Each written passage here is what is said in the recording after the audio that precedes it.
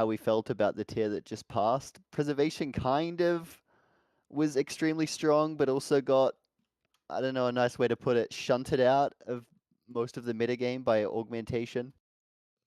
Yeah. I think you could make an argument that it was one of the strongest healing specs of all time to not be meta. And even in raid, like its play rate was okay, but nothing compared to season one. And that's probably reasonable. Like in season one, it was overpowered, right?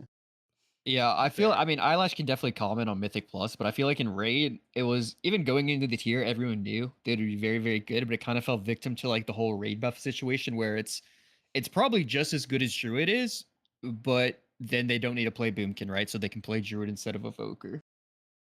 Yeah, it's very true. They've kind of leaned into raid buffs more and more to the point where creating your raid comp at the start of the tier is a bit of a headache because you've got so many buffs to place first. It's almost classic-esque in a way before they removed a lot of them. It was really interesting to see for Race to World first when I first saw the Resto Druid come out out of instead of the Evoker. I was very confused for a while, but then I saw Boomkin and the despair there. So my It thoughts. Sorry, go ahead. Go ahead. No, I definitely think that that's one of the shortcomings of the spec is that we don't really have the greatest ever buff per se. And definitely coming from a Mythic Plus perspective, we do have a lot of the great utility that I think you would expect out of a Mythic Plus healer. We have multiple stops. I mean, at this point, you can have 3 stops, one on a 45-second timer. You have an AoE stun. You have a push forward. Like, I mean, we're ultimately just like a stop machine in Mythic Plus, which is very very powerful. Our utility is great, but our buff, you often do, like, when you're putting together these groups, like, look at the buffs and, like, see what you can like, what major buff can you get to offer, and, like, ours is just kinda it's just there. Like, I mean, a lot of classes do It, like it it, sucks. Yeah, it sucks, yeah, let's blessing of let's the let's be bronze honest. sucks. Like it's something you're comparing to like Mark of the Wild and Paladin Auras and like Arcane Intellect, and compared to all of those, Blessing of the Bronze sucks. Yeah, and I definitely agree with, like, the start of 10.1, I feel that we were absolutely, like, poised, to be this really powerful spec, and I was, like, looking at the meta, and I saw a lot of people playing Paladin. I knew the rework was coming. None of us really knew, like, what was gonna happen with the rework. I think there was the assumption, like, it's gonna be really strong. I was kinda holding on to the copium that, well, we saw, the Resto Shaman rework, and it was insanely strong, so maybe they've learned from their past mistakes. Maybe, they'll approach this with a little bit of a lighter hand. We'll get, like, a better version of Paladin, but it won't really be too much. And what we got is the most broken healer in the history of Mythic Plus. And you had a great spec like preservation, which it very much was one of the great specs in 10.1, and it just suddenly didn't have a use case anymore. It just fell out of the meta like instantly. If you could Paladin even consider it have aside, been in the meta. Paladin aside, and yeah, Paladin was certainly broken. How do you think the introduction of Augmentation affected Preservation's spot?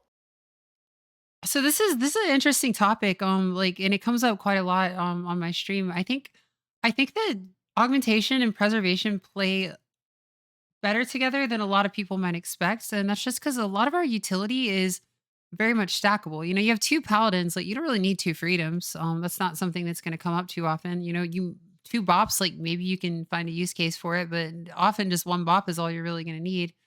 That said, like, two Zephyrs, very powerful.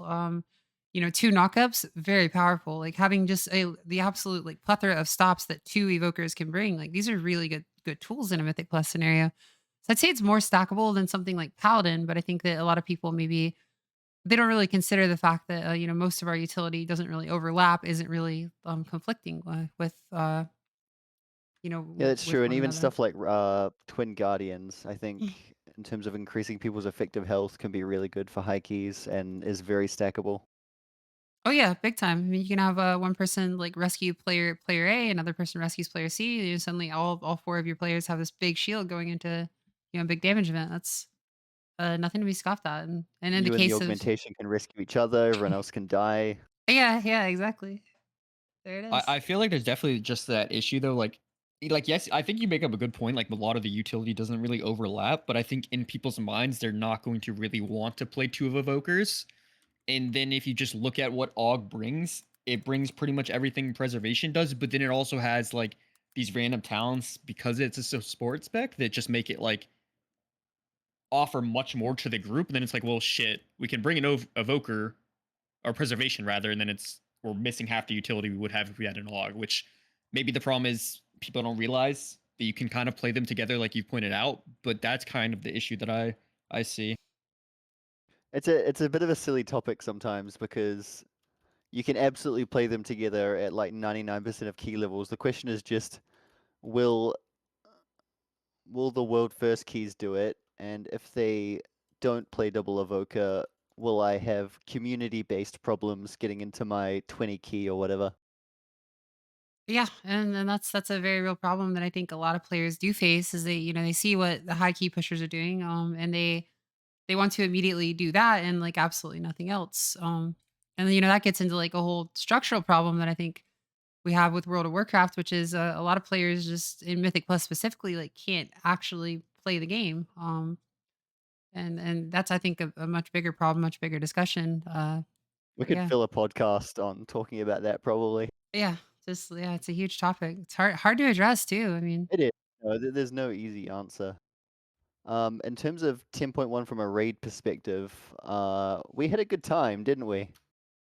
Yeah, from a raid perspective, being able to ramp every single damage event or just being able to do just some kind of ramp like every 20 seconds with Spirit Bloom made us a very, very valuable pickup. I mean, just thinking like a boss, a harder boss like Naldarian, right? P1, he does the big explosions. You can have a ramp for every single one of those. We still had Rewind, we still had Dreamflight. Echo based builds were very, very, very valuable, like in early prog. Yeah, we also saw a lot of buffs to Blossom through the tier that kind of made it a very viable build and even the dominant build by the end in its own right. Yeah, the buffs to Blossoms, whether it be the 1.5 second drop with no travel time. I mean, those are huge buffs for I think they Blossoms. made it nicer to play as well, didn't they? Stuff like Yeah. the 1.5 seconds, it made it less annoying to time. Yeah, definitely. I yeah. think the biggest help to Blossoms though was the Ancient Flame change. That was, I don't think we really realized it at the time when it first happened, but as the tier went on, we kind of thought, Ancient Flame, Resosphere, making some more bursts, that it just like kind of made Blossoms that much better. And I think that really brought it forward even over an Echo build. Yeah, we found ways to make even more Blossoms effectively. Just from a We took pure gameplay standpoint, I mean, I had a blast. I was very very slow to pick up the Blossom build. I don't know what it was. Like I had some sort of like hidden prejudice towards blossoms, like deep in my brain, where I don't know what was going on with it, but I loved the ramp play style, like ramping into Spirit Blooms. I felt like I was playing Disc Priest again. I played Disc Yeah, I Priest liked it a and lot as well. Sepulcher. And like I've always been a little bit more casual in raid than I am with Mythic Plus, but I was definitely having some of the most fun I've ever had raiding playing the the ramp build. And You Blossoms also had a like lot of is very flexibility. fun as well. Like, you could play Echo Build so many ways. If you were dealing with Rot, then you could ramp into Dream Breath. If you weren't, you could ramp into Spirit Bloom. So you had a lot of like little choices you could make along the way. And we're going to cover 10.2 stuff pretty soon. But even though Echo Build is maybe going to be lagging behind a little bit, you're still going to have a lot of that like decision making through the fight to make with Echo. So we'll go into that in a little bit. But yeah, I think Aberrus was very good to preservation overall. I played Blossom on Rashok for the first time, but I was like you. I pretty much played Echo the entire way through. I only really swapped on Sark because we had like a 0.3% wipe, and I worked out that was basically the difference between Echo and Blossom damage, so I just swapped. Wasn't Oh going to wow. happen again on my watch. Yeah. Yeah. And then Yeah. I kill was like so clean that I think I could have done no damage at all, and we still would have steamrolled it. But that's how it goes sometimes. Yep. The I Echo think we were just damage was in so bad. I think just being in P1 for so long, like and just getting so much dopamine from the lifeline ramp into the surge at 130. I Oh, was it's so just good. it's just the biggest dopamine rush of my life. I was like, I don't think I could. Yeah, we played pretty heavily into me life binding that like 44-second mark. It was always really fun though. I see my holy priest in here when I didn't get GS and I just died to the bombs. and then the group died to the breath 3 seconds later. That was always a good one. Did you have any Oof. deaths with Dreamflight? What was your count through the tier? I think I had 2 total deaths to Dreamflight, both of them on Suck. Uh, Oh, we do have a good clip that I'll have to bring up after this is over, but it's me just before you're going into the third phase, everybody's kind of stacking up to go downstairs before you transition into P3, and you can see me just dream flying across the entire platform into the group, and then I hit a hole at the end, and I just Oh no. I just die in front of Sometimes it's everybody. unavoidable. Sometimes you Yeah. pop it and The- then 4 swirls spawn in front of you and you just know. it's just over. You as soon as you're like in here watching it happen slowly. And if it Yeah. works 99% of the time, that's probably consistent enough for prog. I There's did just have one where I was dream flighting the very first glittering. And this was like before we had like really found a good place. So I was like kind of experimenting, and I dream flighted over to the other side of the boss, and then he did the knockback and I went flying off the edge. I was like, "Oh, okay, well, I goodbye hope someone everyone." clipped that. No, I think it was like a really tense night of Prague too. Like everyone was Oh really no. tilted, and it was just like a sit quietly in shame and just like yeah. hope nobody's too angry Sometimes that's the situation. best during the tense nights though, when someone has a really funny death. Just breaks the tension a little bit. Yeah, no, see, I did have that experience on Dathia when as a 10th sign of Prague, we were really struggling with this boss when we've been like just slaughtering the whole raid so far. We were feeling like on top of the world. We get to Dathia, huge wall for us, and we get pretty deep in Prague. And I remember very specifically pressing my Dreamflight key because a lot of players were like kind of clumped near melee. And as soon as I did, like glanced over at the timer. I was like, "Oh, marks are coming out. I'm not gonna get one." I get marked right as I do the little 360 up into the air, and I spread the mark across all of melee. Every single melee player got that electric mark. I've definitely done that as well. I won't lie. Yeah. That was on farm, not prog, but I definitely have done that. If it's on farm, it can kinda be a positive. Some extra healing Yeah, Yeah, there it yeah, is. yeah. Yeah. That's unethical. if you can stabilize. Okay, I so the think changes going into 10.2, I'll read through the most important ones and then you can kind of give me what your first thoughts are on them. So rewind was nerfed to 33% from 40. That was kind of part of a big stamp down on raid cooldowns across the board. So it doesn't really matter. Living flame healing increased by 20%. Verdant embrace healing plus 35%. That's kind of useless, honestly. Resonating Sphere now applies echoes to 3 targets instead of 5. That's one of the big ones. And Cycle of Life now accumulates 10% of your healing over 8 seconds instead of 10 seconds and 15%. Myth, what are your like initial thoughts? I mean, my first thought, I think right away, like everyone's was the resonating sphere nerfs seemed kind of hard, right? Because they tried doing that in the past. I think when it was 6 targets to 5 targets, or 6 to 4, or something like that, and it really felt weird. In the end, the more I played with it on PTR, I didn't do every raid testing. I did a few of them. I actually don't feel like it feels as punishing as I thought. It definitely hurts, I think, the viability of echo builds moving forward. If you're just not able to get enough coverage on echoes, then that's kind of a concern I have for those builds. In Mythic Plus, I'm not really sure how rough it would feel. But I think in the end, I'm a fan of it just because I think it gives you more options in the talent tree, even though the talent tree is a whole nother issue. I think having talents where you can kind of swap them out is the ideal circumstance, and making that change, I think, definitely points us in that direction. Eyelash, how did you feel about it in Mythic Plus? Because I know Resonating Sphere in Mythic Plus was quite important. Mm.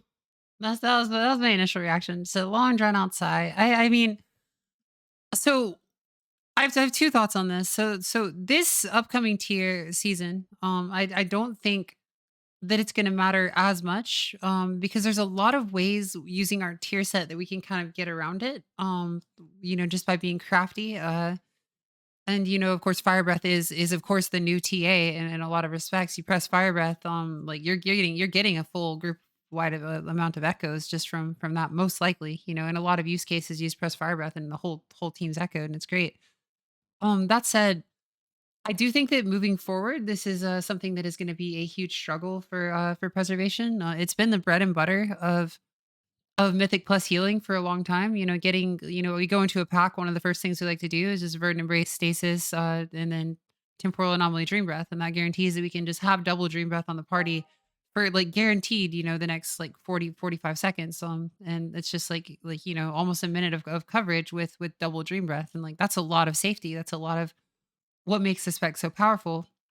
One of the problems that we now have is that whenever we temporal anomaly dream breath, we're just going to get three people out of the party. And like those might not necessarily be the three most important people. And, you have someone like an enhancement shaman who's left out of the double dream breath and everyone else gets it. Well, that person's in a lot of trouble, like in this upcoming damage event. And suddenly you've got to figure out a way to make up the slack. And I think that's going to be something that's very defining of the play style is in this upcoming season is like, how do I make up the slack on the players that don't get this echo.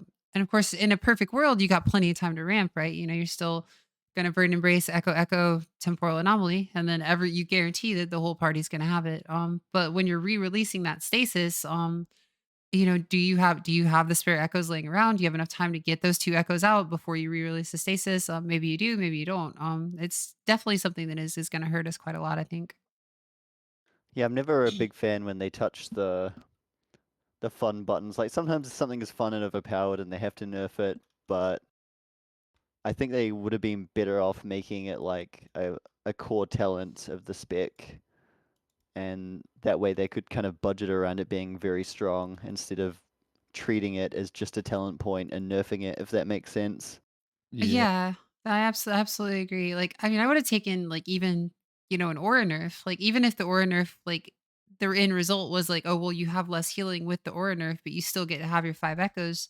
Strictly for the playstyle. I mean, the playstyle is just so fun. Like when you send out a TA and you see those five echoes, and you get to choose what to do with them. There's just something inherently very clunky about having to this like convoluted ramp of like verdant embrace, echo, temporal anomaly, dream breath. Like, that's just not doesn't feel as smooth as just, verdant embrace, TA, dream breath. And like whole party's got, five or has double dream breath. It's just it's a different world. It's a different world. And, It's and also it's still a so very clunky. strong button just because Temporal Anomaly is like a huge shield. Like every time you cast it, you're getting 400k or so healing in raid. Less than Mythic Plus, obviously, but they could maybe have taken some power out of that instead of the echo portion. Yeah, that's what I would have preferred. And before UT gives his thoughts, I want to interject real quick to just say one of the big concerns that I have with the change more than anything is that, I mean, historically, if you look at like, this is again going to another class, but Paladin in Sepulcher, it was able to have 100% uptime and wings. It was super strong. And then they nerfed the actual power of wings when a lot of that was on its tier set. Then coming into Vault, Evoker had a really strong reversion build, a lot of really strong interactions, and they pretty much gutted a lot of those interactions, right? Rather than touching the 4 set or the tier set in general, which really enabled that. And now I don't think that's what they're exactly doing with like Resonating Sphere and the 4 set from the upcoming tier. But I worry that once we do lose these kind of enablers that allow us to get more and more blossoms, more echoes, more of anything, then how is it going to feel when it's back down to its like core? You do see a lot of those, don't you? Because like Druid had like a Soul of the Forest set or something, and so they nerfed Soul of the Forest at the same time. Like there's a lot of sorry, it was a Wild Growth set. You see a lot of like tier sets resulting in talent nerfs that never come back after the set.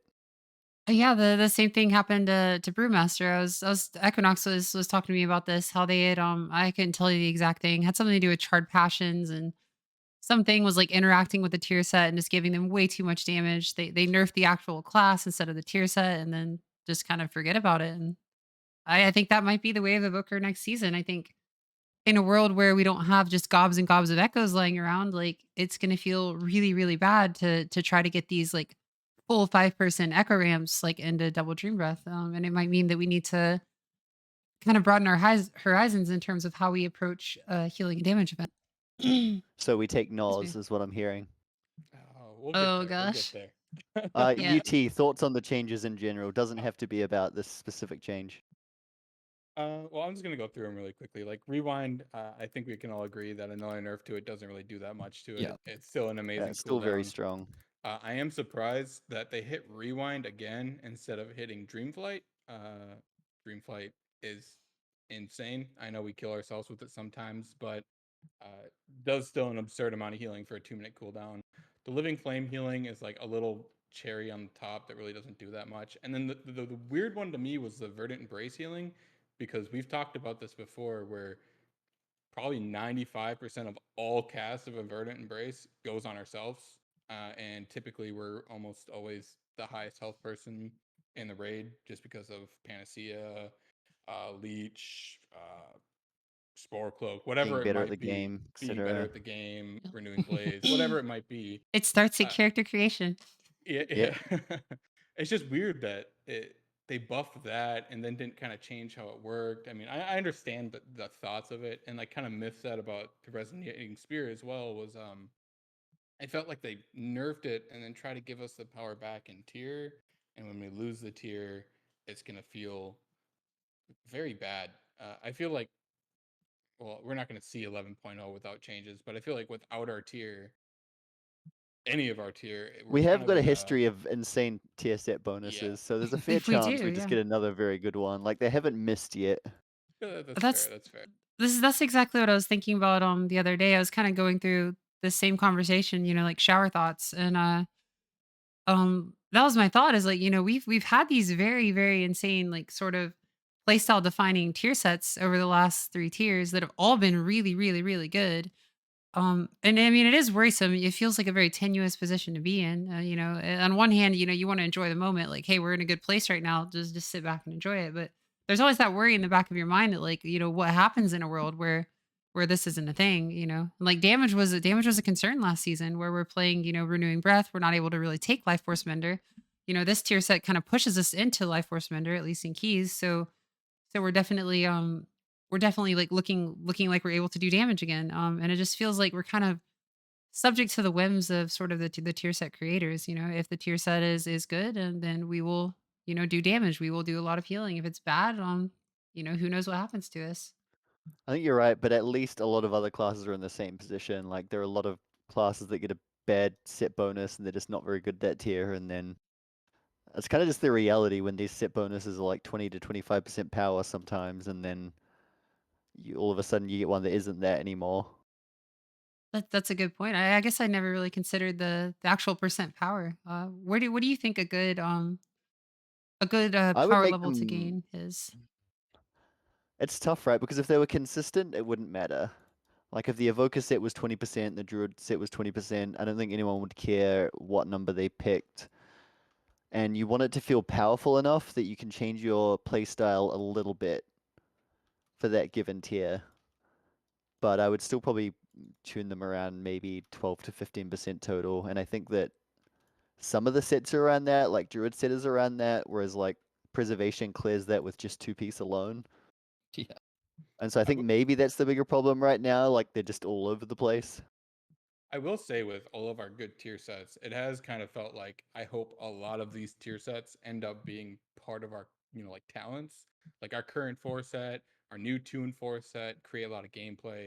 Who cares about the season 1-2 set? But the 4 set would be kind of cool to have as like a damage option instead of Even the 2 set, like the reversion bonus certainly created gameplay just by yeah, making reversion a pressable key in raid, but yeah. I probably suppose harder to make it a talent for sure. it'd just be cool to see these going into 11.0 or maybe even 10.2.5. Who knows? Of just seeing something kind of happen with our talents and maybe seeing some of our I tier think we will pieces get a tree at implemented. some point, but yeah, Yeah, it probably won't be until 11.0 at minimum. yeah, Yeah. We also lost the original Evoker developer, so I'm not sure how that affects stuff behind the scenes. yeah. So I, Definitely. I have a little tinfoil hat theory. So just taking a look at the graphic that they had up on screen where they were kind of showing the Chronomaster, what was the other one? Ruby Adept and one other. I was looking at Ruby Adept and I thought to myself, this would be the perfect place to reinclude the season 1 Living Flame instant cast, Giga Living That's Flame. probably true. That would be really good. Be really I'm just cool. saying. It also That is a maybe. good place for it. Yeah, I honestly, and I think, getting like slightly off topic, but I think there's been a lot of banger tier sets for a lot of classes, and just this expansion in general. There's a lot of like iconic things that have happened with tier sets that people have loved. I think that recycling a lot of those into talents in those like sub specializations would be great. And Ruby Adept, I think, is definitely a contender to like pick up maybe this current 2 set that we're getting with the Living Flames when we press one of our empowers, and then maybe even the the 4-step from season 1. That would be It has to be good. I put it as my name in Wormrest, so now there's kind of I a saw that. requirement that it be better than whatever one Myth picked. I was like instantly Mine like, would be man, better. that was a cool idea. I think Warning. Myths is probably better if I'm being honest, but I'm hoping. Mine sounds cool, so I don't Yours know. sounds pretty cool, yeah. Ruby Adept's kind of lame, man, compared to a Chrono Yeah, no, Ward. but I couldn't go the same as you, could I? So now my eggs are in this basket, and I've got to live with it. What about the help desk? Come on. The help desk Yeah. is good too. Help this I is don't know. good. If you want to The get other pinged all thing- the time. If you want to get pinged all the time. The Yeah. other thing with the changes is that even though they lean nerf overall, we didn't really get many changes. Like this was a patch that nerfed all healers basically. Like I think there's only one other spec that could come out of the patch notes thinking they had a buff. And so we kind of won just by being nerfed the least, if that makes sense. Yeah, I feel like you and me were talking about that in DMs when I was having like a mental breakdown as I do every time I see patch notes. And then it was So like, most wait a of our second. DMs. Yeah. It's like Evoker actually got nerfed the least. Like every healer across the board got nerfed in some regard, but Evoker got nerfed the least, right? So Yeah, they had a goal to bring down the power of healing, which in raid was definitely the right call. And Evoker didn't really get anything. Like a lot of our strongest buttons, like Emerald Blossom, didn't really get touched outside of a pretty small cycle nerf. I've seen Cycle do more numbers on PTR after nerf, so not that it's saying it's better now. I'm just saying it popping more often has Yeah, felt yeah, better. there's some positives for sure. I personally always hated how long cycle was. There are so many times I've got like a fat 1 mil plus cycle stored, and there's just no damage, and I just know it's going to waste. That's when you like sneak into the fire or whatever for a few seconds, but I think the shorter duration will definitely be better overall. Like, yes, it's less raw healing, but I think it's way easier to play with. I will say I was shocked by the amount of living flame healing I was seeing like in my testing from our 2 set and also from the living You just flame get a lot bug. for free, yeah. It's just it's so much healing. It's actually kind of crazy to think about. Unfortunately, it comes after 2 of our biggest, healing abilities, but Do you want to read out our new set? We'll cover that now. Do you want to read out our new set bonus really quick for anyone who hasn't seen it yet? yeah, so our 2-piece is when we cast our one of our 3 empowered spells, so Spirit Bloom, Fire Breath, Dream Breath. Those casts send out a living flame on 3 targets at 40% effectiveness on allies, capped at 3 per cast. If you cast a damaging Fire Breath and you hit 3 targets, it'll hit 3 targets enemies. If you only cast it on 1 target, it'll only send out one living flame. It won't hit additional allies. And then our 4-piece, Living Flame, has a 33% chance to apply a standard strength echo on allies healed or a nearby ally who doesn't have echo. 2-piece is really, really, really good for like a Blossom build. You use your Dream Breath. You have a 50-50 of getting Essence Burst now, but it's such a consistent way of getting Burst now, and you can just throw out Blossoms all the time. And it was extremely fun to play. And I'm very excited to get my 2 set here next week. You just get value from a lot of little different places with it, don't you? Like you get Essence Burst chance, you get Echo chance. You've just got like the extra raw healing of half strength Living Flames. Yeah, it really adds up over the course of a fight. I don't think people realize how many empowered spells we cast. Turns out it's a lot. Yeah. You really feel it too. You really do.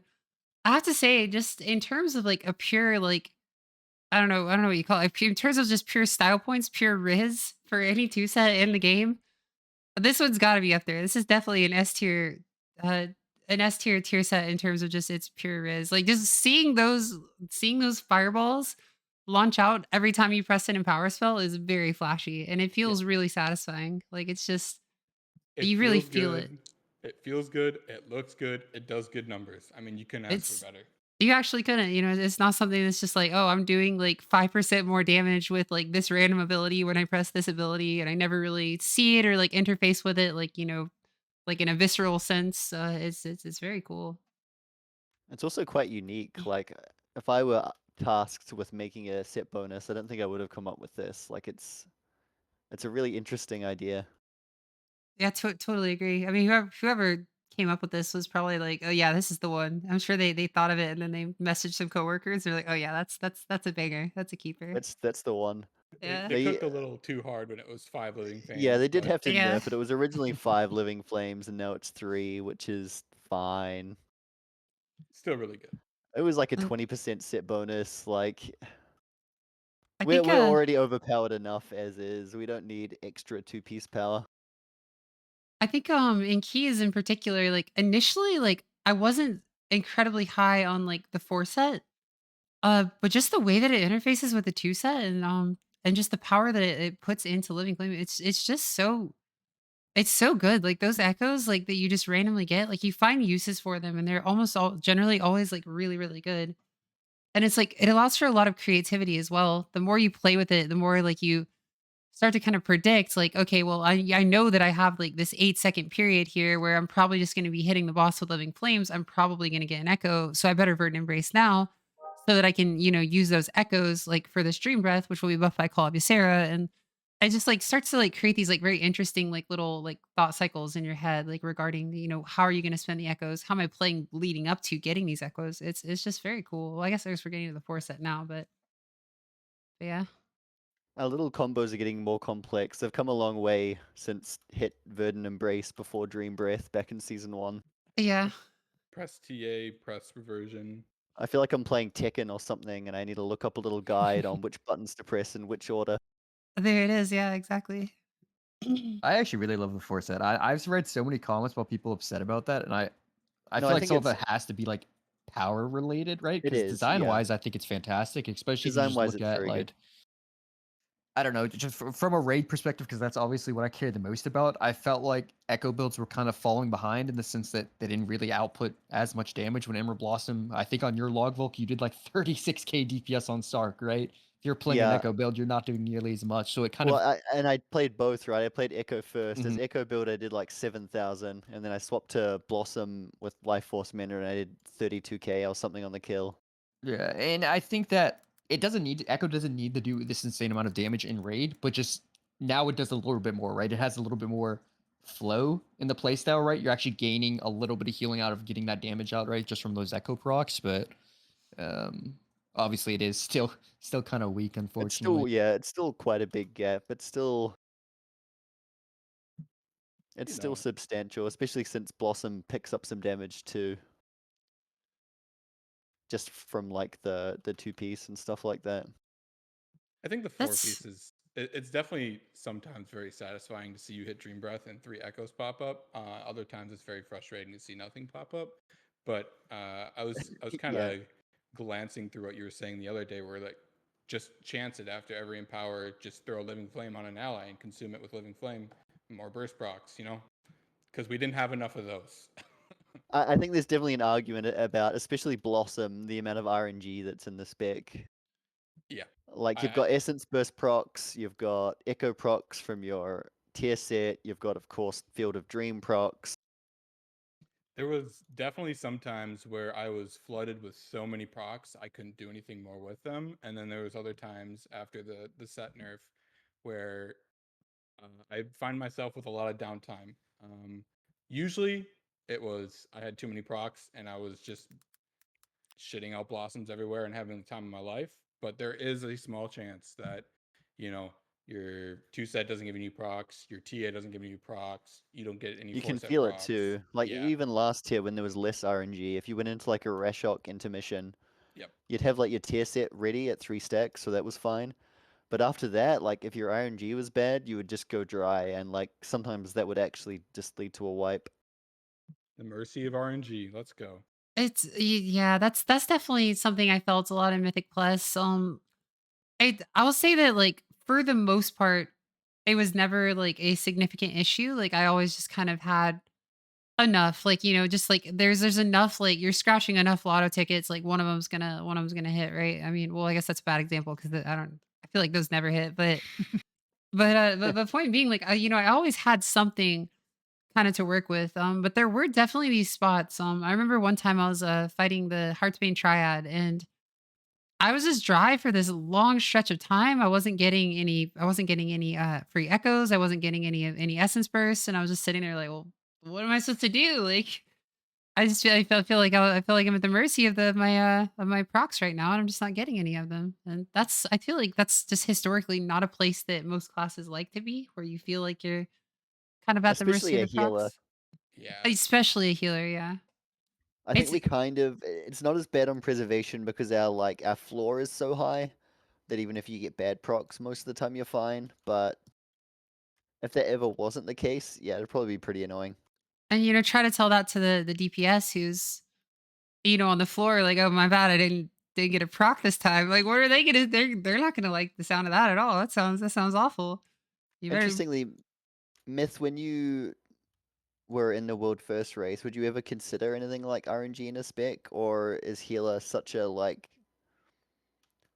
uh such a less important role maybe that you didn't really worry about it too much?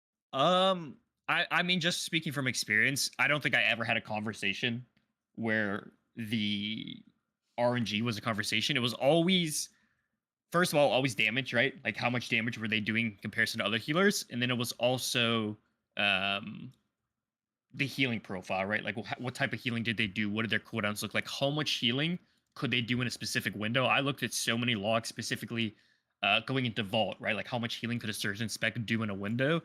And I know that that was even something I think you were concerned about with just Emerald Blossoms, right? Because its healing profile is kind of questionable. It's And I know very questionable. that's probably a lot of people's concerns going into next tier. But I also think you have to. This is slightly off topic, but um, you also have to look at the healers it's being paired with, right? Like if you're playing a Holy Paladin, which is since their rework now, every single button is fully controlled spot healing. There's a little bit less of a need for others to do the same level of spot healing. And then you're also going to play with Disc Priests, who, I mean, historically have always been or had their healing centralized on certain windows, right? So there is kind of a room for a healer who just does a shit ton of HPS all the time in that regard. I think it also meets the tuning goal, right? Like if your healing is scattershot and not very focused, you would expect it to do more healing, and it does that. Like Absolutely. not many healers are probably going to beat us on HPS alone. I know we're third in Aberrus, but I don't really care about week 1 logs. I think by the time we get our set and stuff like that, we're going to be pretty hard to beat. Yeah, that's definitely exciting for me. There's a Resto Druid in my guild who just he gets all the innervates and he pads the house down and just absolutely destroys me every week, and it makes me really sad. The next season, I think I'll be in a little bit better position to tackle him. Mana is a good thing to talk about right now because I do have a lot of questions about how our mana is feeling going into the new tier. Now that we are pretty much using blossoms, we're losing Rashaks. I think the Personally, big thing and with mana is you want control, don't you? yeah. Sorry, finish your thought. Well, I was just gonna say personally, from my experience doing all the PTR testing that I did, even full block, the only time I had mana issues were when I was using TA and Nas. Those are the only times I had mana issues. With good EC timings, using your pots, and really trying to build as many essence bursts as you can and timing them properly, mana was really never an issue until like 6-7 minutes. But if you're spamming TA, you're gonna run out of mana very quickly. And I know we'll get to Nas later because that's another big topic I see popping up. I do feel like that's a good thing though, in a sense, because I mean, if you look at like Paladin and Druid, Druid has to press Rejuve, right? Druid can't just hold back Rejuve cast. I mean, it can, but it just starts to lose a shit ton of power. Paladin, every single button in its kit costs mana, right? As soon as you start to have mana issues on Evoker, it's like, well, now I'm just gonna lessen my TA cast, right? I can play more conservatively with my TA cast, try to centralize them more on like heavy damage windows rather than just pressing it whenever I need to, and then all of a sudden your mana is starting to look a lot better. Yeah, and you can even spec out of it if it gets that bad. I don't think that it will, and I don't think you probably want to drop a button that does 400k healing plus other upside, but you've got options if mana is too restrictive. And of course you have Echo Build there as well. Echo Build is so efficient that you'll never run out of mana. No, Echo Build absolutely. doesn't care about mana. Doesn't care about mana So at all, basically. interestingly, no, I tested a lot of the healers in Mythic Plus on PTR. I never once had to sit on preservation for a drink and a key. Never. I mean, I don't on live servers ever. Like no matter what key level, like anything, it doesn't matter. I never sit for a drink. Similarly, like on PTR, I never sat for a drink. Now, oddly, like Holy Paladin, like at least like after the changes, like I felt like I was just so starved for mana. Like every single key I did, I was like having to sit, and then you have downtime, and like your throughput's falling behind even further, just like in terms of your damage output. And like Disc We're Priest, there kinda were definitely spots I needed, felt like I needed to drink. I think a lot of that is we're kind of lucky that Living Flame actually refunds mana back on, enemy cast. I feel like if they took that away, That is true, although the equivalent on most specs is even cheaper than the 2,500 effective cost it is for us. yeah. But it does do big damage. What's its baseline mana cost without the reduction? It's like 5,000. 5,000. What is it for other 2,500 specs? I mean, it depends, right? Like Yeah. Wrath for Resto Druid is like 500, but also, Yeah, right. but also in Mythic Plus, you're not sitting there spamming Wrath, right? So Yeah. like, Sunfire is like what, like yeah, 12,000 so or something like Sunfire that? and Moonfire a lot. Cat abilities are free, so it can be tough to compare Yeah, for it's sure. yeah. I just know, like, for It's a example, rabbit like hole. Holy Paladin doesn't consecration cost like a ton. I don't remember these days. I won't lie. Myth only knows how much it costs in classic Wrath of the Lich King. all There I it know is, is yeah. all I know is Crusader Strike The truth sucks in comes raid, out. and people need to stop pressing that. It's just such a fun, but I can't when I play Paladin, I can't not press Crusader Strike. Yeah, then you will be fucking ew. Yeah, it's true. I mean that might be part of the issues I was having on PTR with mana with it in particular is I'm pressing that button off cooldown every time. You kind of, I It mean, you just kind You're of it have to feels in good Mythic to absolutely Plus. Yeah. press. If you're Blood Elf, you do like a little 360 and hit them with your hammer, you kind of spin around. Like, I mean, who doesn't want that? So now we're getting into animation. There we go, yeah. It all comes back to the style points. You're Yeah. but stylish. At least so, you look it's a good while it's a you're trade-off. while you're out So of mana. was it early beta? I feel like initially we did have that really big issue. Like I guess at this point it's been a long time where our living flame did cost quite a lot of mana, and we would just go like if we just ever we couldn't even smite the boss, so to speak. We couldn't living flame Yep. into the boss because we just Used to go be full cost. Used to cost 5k, and back then you also had Temporal Anomaly on a 6-second cooldown, so you could burn Yeah, your mana bar in a minute if you wanted to. The good old days. the The, old the TA. good old days. There are definitely some conversations Vulcan had on beta where it was like, is this class, can you even bring this to raid, or is it just gonna go out of mana? There's like a lot of very late changes to Evoker that were very good, that made it a very competent spec, but stuff like most of the stuff that you did in season 1 you just couldn't do even late in beta. Like Lifebind used to be one target only and stuff like that. Who remembers cats remind me of the dreaded cast time on Echo. Do you guys remember this one? Oh Mm. my goodness. See, all right, people actually fought against that change. Like that was something that Myth and I suggested halfway through beta, and there were a lot of people that were like, don't think Echo needs to be instant. And now we've played it, Echo definitely needed to be instant. Okay, I'm just Yeah, gonna say that there was a plenty of times where I said, like, people suggested and I didn't care, but I didn't care because I felt like there was much bigger issues in Echo Living Flame, even though it is obviously very nice. Dream Breath. Yeah. Dream Breath was horrible, but at least they fixed it in like alpha. Like it was Yeah. an early change to go away from its old 10-second cooldown. So Yeah, I mean, the spec was fucking doomed if that was if that was still the case. they did I also remember- later change it to add the hot component. I remember talking with like a bunch of my like Mythic Plus healer friends like super early in the beta cycle, like very first iterations or like alpha, and like looking at the spec and we're just like this spec looks awful for keys. Like we were so excited at first, and it's like, man, this new thing is a total dud. And then little did we know is gonna turn into, what it has kind of become. Yeah, I mean, at one point in beta, it was like you would channel Dream Breath for 4 seconds, then you'd have like 6 seconds left on cooldown or some shit, right? And These- then Yep. Good times. Dream Very- Breath, and yeah. it didn't have a hot, so like, that was all your healing basically, Yeah. just the Dream Breath up front. All right, let me check my list here. I know the next part. A lot of people want to talk about the middle talent area. Nas, Res, Flow State, Exo Burst. I know it's been a big topic today in a lot of different places. So I don't know if we want to go there next. All right, so you mean like the tier 2 section, right? Yeah.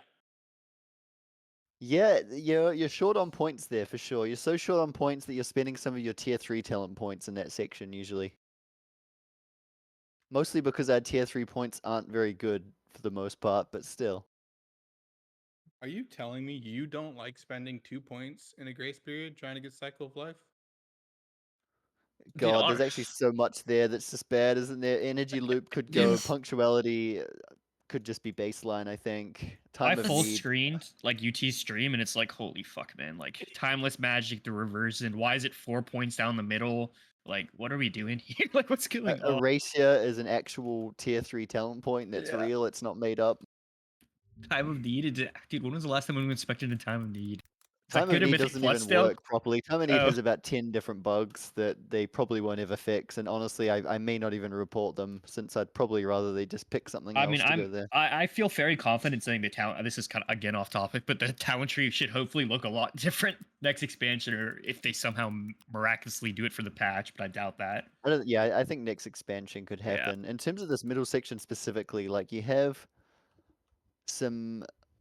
a good mix of options. Like a lot of them are just low power, like Flow State and Exhilarating Burst are both good talents, but they're both like 1 or 2% each, right? So like you are happy to fill your points with them if you've got extras, but you're not seeking them out necessarily. And then the reason the tree is tight is really this Life Giver's Flame, Life Force Mender set. And if you're playing Blossom, I don't think you can realistically give them up because that's like 20k plus DPS.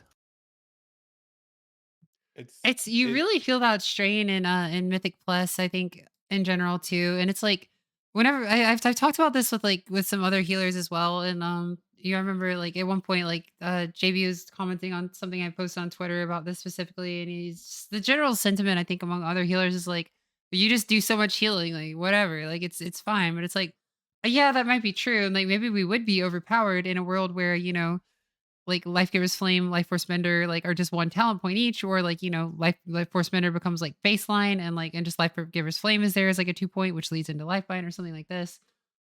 Maybe in that world, like we are OP, but there's just like an inherent like feels bad to like having to make some of these pathing decisions, like not being able to get Renewing Breath and Life Force Bender. I mean, it's a really, really tough thing to have to choose between. I think this like previous season, season 2, that we're just concluding, you really couldn't play Life Force Mender in most of the keys just because of how heavy the throughput checks were and how reliant we were on our Dream Breath and into a lot of these different like healing checks. You just couldn't really budget it. And so the result was that we just did like absolutely no damage. And so it's like maybe we did a little bit too much healing with Renewing Breath, but if the trade-off is like we do a lot of healing or like a lot of damage, but there's no in between, like, I feel like something's got to give. Maybe there's a world where Life Force Mender is a little bit weaker, where Renewing Breath is a little bit weaker, but you can get both of them if you're so inclined. I kind of think Life Force Mender is just too strong. Like I think it gives too much. It represents too much of our DPS to the point where if you drop it, you're never doing any serious damage, and if you pick it, then you do very competitive damage. It's really wild to see the difference in how much damage, especially with the two buffs of us getting buffed in like what 50% HP now, 60% HP now. How we went from used to being having what like 220k HP to now we're going to be over 800k. Really, really affected this talent. It went from being kind of bad to now it's actually really good. I wouldn't say good, but it's good in that area. And you can really feel it. You go to a target dummy right now and cast Living Flame without it, and then cast it with it, and it's like almost doubles. It's a lot. The good news is because of our new tier set casting a lot of free Living Flames, we're going to be getting some healing value from it next tier, which means that you're not giving up as much to take it. You're still getting some healing value. It's not going to be your best healing point on the tree. And like late in the tier when people are just doing pass runs, it wouldn't surprise me if people drop it. But until then, I think that you're getting more comprehensive value from it than you did in Season 2. And just as like for a few people, because I see more questions about why Exo Burst and Flow State aren't like on this tree. Exo Burst, I had like a 500k raw log, a 6-minute log, both points in it, 45% crit, 100% uptime, and it was like a maximum of 2% throughput per point, which is. And then flow state, when you have 2 points in it, it's just 6 seconds a minute off of any spell. Flow Which state can is be good. really nice quality of Yeah, life. it It's is. annoying that it's Yeah. difficult to take. Yep. Having I mean- 10% haste is pretty nice. That's just the It's- entire issue. Is that all those points down the middle just prevent you from doing so much in both form or content because it's 4 points. That's just an insane amount. And Life There's- Giver's Flame sucks. And then there's the dreaded Nas. We were so close to greatness. Life Giver's So Flame, close. I think, has gotten me killed more than Deep Breath in Mythic Plus, actually. So You I think, rely on Really? it. well, it's not that. It's just that you go into a pool and your tank is dipping. Like the first thing I'm generally doing is just casting a big old fire breath. And with Life Giver's Flame, it's like this massive heal on the tank. It's this massive heal on like any, it's just this a lot of healing, and it also does a lot of damage. And you just rip threat, and so then melees you, and you're just dead. That's how I cannot tell you how many times that's happened to me. Like the tank like establishes threat, and then I fire breath, and maybe it's like 1 pixel too soon. Maybe I'm being a little greedy or something. But Tank just the issue. Continue to rip it on pool. yeah, exactly. Just one tot. Come on. My favorite is pre-charging it before the tank is ever even pulled, and then the second they touch a mob, you release it. You release it. And yep. Jover. Yeah, I think if they just Jover. remove Life Giver's Flame entirely and just like let you pass directly to Life Force Mender, the tree would actually be pretty functional. If they I've- just Yeah. swapped them, I think this tree would be so much better. Because you could do a lot with those 2 points. Like depending on the fight, you could put them into flow state if that lets you hit like a slightly better cooldown or something like that, or you could put them into Exil Burst if you just want a little bit more healing. Like you'd have a lot of flexibility. And in Mythic Plus, that's the difference of getting to play Ouroboros and having a point in Renewing Breath or not. And like Ouroboros is like this like tragic talent because it's incredibly fun to play around. It's super cool. It's just this extra little like kind of added cherry on top of the sundae where you're just like stacking up these stacks and it's like, oh, I have this huge fatty emerald block like this button that I wouldn't typically press. I got this blossom that's like sitting around. It's gonna actually move health bars. It feels good to play, but it's like it's very difficult to get at least next season. And the current season I have been playing it and I really, really like it. It's quite fun. It's really good. People misuse well, people don't misuse it. People underuse it, I would say. Like people take the talent and then don't cast Blossom, but it's very fun to use, I agree. I think on Prague, that talent I got an unreasonable amount of value out of, like, because you would ramp for every damage event, and then after the ramp, people are still low after your ramp, and you drop a blossom in range and just watch 5 of your range be full health all of a sudden. I timed my Ouroboros stacks so often, it was honestly a game changer. I saved so many people. There is like this inherent like just dopamine hit that you get when you're like any kind of talent like that where you're just like stacking and then you drop it and you can see the health bars move, you can feel it. It's like that feels good to press, and it is you really feel like that talent is it's a very like visible and visceral talent, and I'm a big fan of these talents that actually feel like something. A lot of the talents like you get them and you don't even know it's there really, but it is there and it is helpful, but it's just not the same as a talent like Ouroboros, which I think is very well designed. One of the few really well designed talents in the tree, and we can't even take it. Instead, I'm spending 2 points on Grace Period. I'm pressing Reversion 0 times. It's Yep. actually just like a crime that should have been like the first thing changed about the tree. Like even if they didn't want to massively rework the tree, the whole timeless magic and grace period like should have been gone a long time ago. Do we have the most dead nodes of any healer suite? I think we do. It's actually amazing that we're as strong as we are. Like I think we talent into the most nodes that do absolutely 0%, 0.00, and we're still like an absolute top tier healing spec. Yeah. I think in a world where they fix our talent tree, we're just like completely broken, and then we just have problems all over again. And We're just gonna get a fix and like a 20% aura nerf in the same day. yeah. I was so down for it. I said it every day. I would take this spec getting a large aura nerf to get a talent tree rework, or if they brought her back her old 4-piece and just nerf blossoms.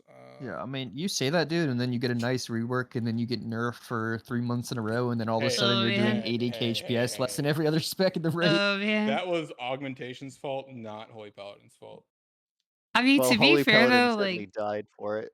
that 10-1-5 Holy Paladin, that was I don't think I've ever not okay. I've never in people my life felt like I was people so joke powerful. about Mythic Plus and like raid and stuff, but like, dude, the spec for sure got murdered because of Mythic Plus because it was just that strong. Absolutely. Yeah. I really wish that there were like some protocol by which they could just give us separate tunings. And I mean this opens up like a lot more work for them, I'm sure. Because like, it's obviously like if they can just have one tuning pass and say like this is what it is, like Holy Paladin, you must pay for the sins of like what happened in Mythic Plus. Like that's I mean, easier, but they do it for Arena, so I feel like with the way the game has I'm gone, opposed because I think that would create a lot more work for me and them and open them up to yeah. bugs. But I think that with Paladin's problem is that you don't have when you have talents that are good in one place and not the other. Resto Druid is very good at this actually. Resto Druid has a lot of talents that are very good in Mythic Plus and not very good in Raid. So if you need to bring up or down performance, you can just hit those talents. But when you've got a tree in which Mythic Plus and Raid run pretty much the same stuff, they've got far fewer ways to tune that. And I think Myth, you'll probably know even more, but I think Holy Paladin runs into that a little bit, maybe. yes, it does. Like there was a large problem with some of these talents that were really, really powerful in Mythic Plus, being okay in Raid, right? They were like solid Yeah. options, and then they just got gutted for Mythic Plus, rightfully so, because the spec was broken. But then it's like, okay, now Raid hasn't been compensated at all, right? And I know people hate HPALs, but then it's in the spot it's now where it's the only reason you're bringing HPALs for Raid buff, right? You're not bringing it for anything else, but I don't know.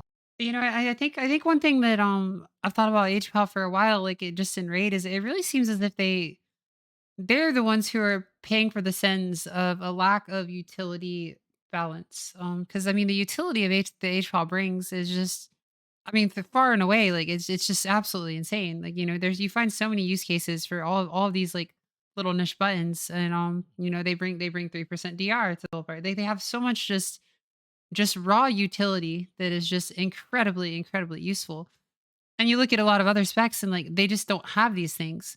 They don't have these kinds of options. They can't really stand alongside one another as equals, like just in this setting. So it's like, well, what do we do? I guess we have to hit their throughput. And I think in a world where every single healer like has like this plethora of things that they bring, and it's like, oh, like all of these things are just insanely useful. I can't imagine a world like where we don't take this class, but oh my gosh, we can only take 4 to this fight. Like we have to pick and choose. I think in that world it makes a lot more sense maybe for the throughput, and maybe you guys would have some input on this. So this is just something I've kind of thought about here and there. I think that Devotion Aura maybe gets scapegoated a little bit. Like, I think Devotion Aura was very good in the past, but now we've got raid buffs like Mark of the Wild that are just way better than Devotion Aura. The problem is that historically, Druid specs, like Boomkin mostly, to be honest, not really Feral, but Boomkin has mostly been pretty good, whereas the other Paladin specs haven't really been as good, and so you end up just bringing the Holy Paladin for the Paladin-related utility. I mean, that's exactly what I was talking about earlier with the whole augmentation issue. Like, if I could see a world, I don't think it's there yet, where Evoker devolves into, well, augmentation just brings the most out of any Evoker spec. So when we're building a raid comp, we're just gonna put an Evoker there rather than a devastation or preservation, right? Like Well, you this, can always flex as well. Like if you're bringing a yeah, certain number of orgs, you can always flex one to preservation for a 5 heal fight or whatever. no, absolutely. But that just scares me with the whole utility issue in general. Is that, I mean, some classes just inherently are going to have less utility, but when you have such like huge discrepancies between the specs, I worry about that because then I've seen it firsthand being both a Resto Druid player and an HPAL player, right? You only want a Boomkin, you only want a Holy Paladin, right? So now, is that going to be the same thing with Aug? You only want an Aug, you don't want a preservation? The thing is, it probably feels awful to play it though. Like you don't, you're being brought for something that doesn't feel tangible a lot of the time. Like you're being brought because what Blessing of Protection is useful sometimes, and like Mm-hmm. sure Devotion Aura is good, but you might have multiple Paladins anyway, and as a Beacons, result, Omega you do Wolf. yeah. You do 20% less healing as a result, and like it feels like everyone else is getting to play the fun game while you're just bringing the supporty stuff, you know. And we're very off topic now. Yeah. Yeah. We strayed a little bit. You know, That's UT, right. save us. Bring us back on topic. We want to talk about the fall of Echo and the rise of Blossoms. I hate wording it that way. Like, Echo is... All right, I tell you what, let's Voulk do has been this. cooking something up. Voulk has been cooking some shit Let's up. do I this. know. Cook UT, you tested faster. every boss. You tested every boss, right? Yes, sir. All right, so if we go through the list here, like, which ones do you think you'd use Blossom on right now, and which ones do you think that maybe they're too spread for Blossoms, or they've got some targeted healing that you'd prefer Echo build for? So Null Root, So the Gnarl Root I'm running probably Blossoms on. The only thing I do whatever worry you want. It's about, the first boss. yeah, it's the first boss. The only thing I worry about Gnarl Root is like the intermissions when everybody's spread out. You're very limited, and you can't just have everybody stand in the middle that aren't doing roots because you die to the debuff that the boss does. It'll just one-shot you. So I'm a little scared there, but we do have Dream Breath. We can just rewind there, and we're safe. Agira. Agira, I'm definitely running Blossoms without a doubt. That fight, everybody's like stacked up almost all the time, and then people with spears, you can just go stand in the fire and drop Blossoms on them and save them, and All right, Panacea here's a will good make you one. fine. Volcaros, the Raiders split. So Volcaros is the one that I tried both Blossoms and Echo, and I actually preferred Echo on that fight a lot because. All right, so we've got one Echo so far. Yep. You can. I kind of agree with you. Like, spraying healing with Blossom is less useful when you've only got a more limited number of targets to hit. Yeah, it's also like, right, you've got a 20-second cooldown on Spirit Bloom, and you got the 30 on Dream Breath, and you can just ramp either both of those for the big group damage, and then when he does the big knockback, you can just drop an Ouroboros Blossoms, or you can just hit a cooldown and you're safe. So I think I'm definitely running Echo on that one. Council of Dreams. I think I run Blossoms on that one. Not gonna lie, everybody's kind of standing in the middle as ranged, and then you can just kind of follow melee around, and you can stack up Blossoms for the big damage events and feed your cooldowns into Cycle of Life. Honestly, Echo sounds really annoying there. Like, if Yeah. you're halfway through a ramp and you get turned into a duck, like Oh, it could be very easy just to lose your Echo stack and get no value. Whereas You know Blossom what's- is a lot more flexible. You know what's even better when you're doing the wind up to Dream Flight and you get ducked and then nothing happens. You just sit there for like 5 seconds. Oh, What? no. Can it hit you mid-flight? Like, When you're doing the charge up and then it just stops and you just sit there for like 5 seconds. You do have you nothing. tried, like, if it hits you when you're your post wind up, you're halfway across the room, can it hit you there? Like, can you get turned into a duck midair? I don't know actually.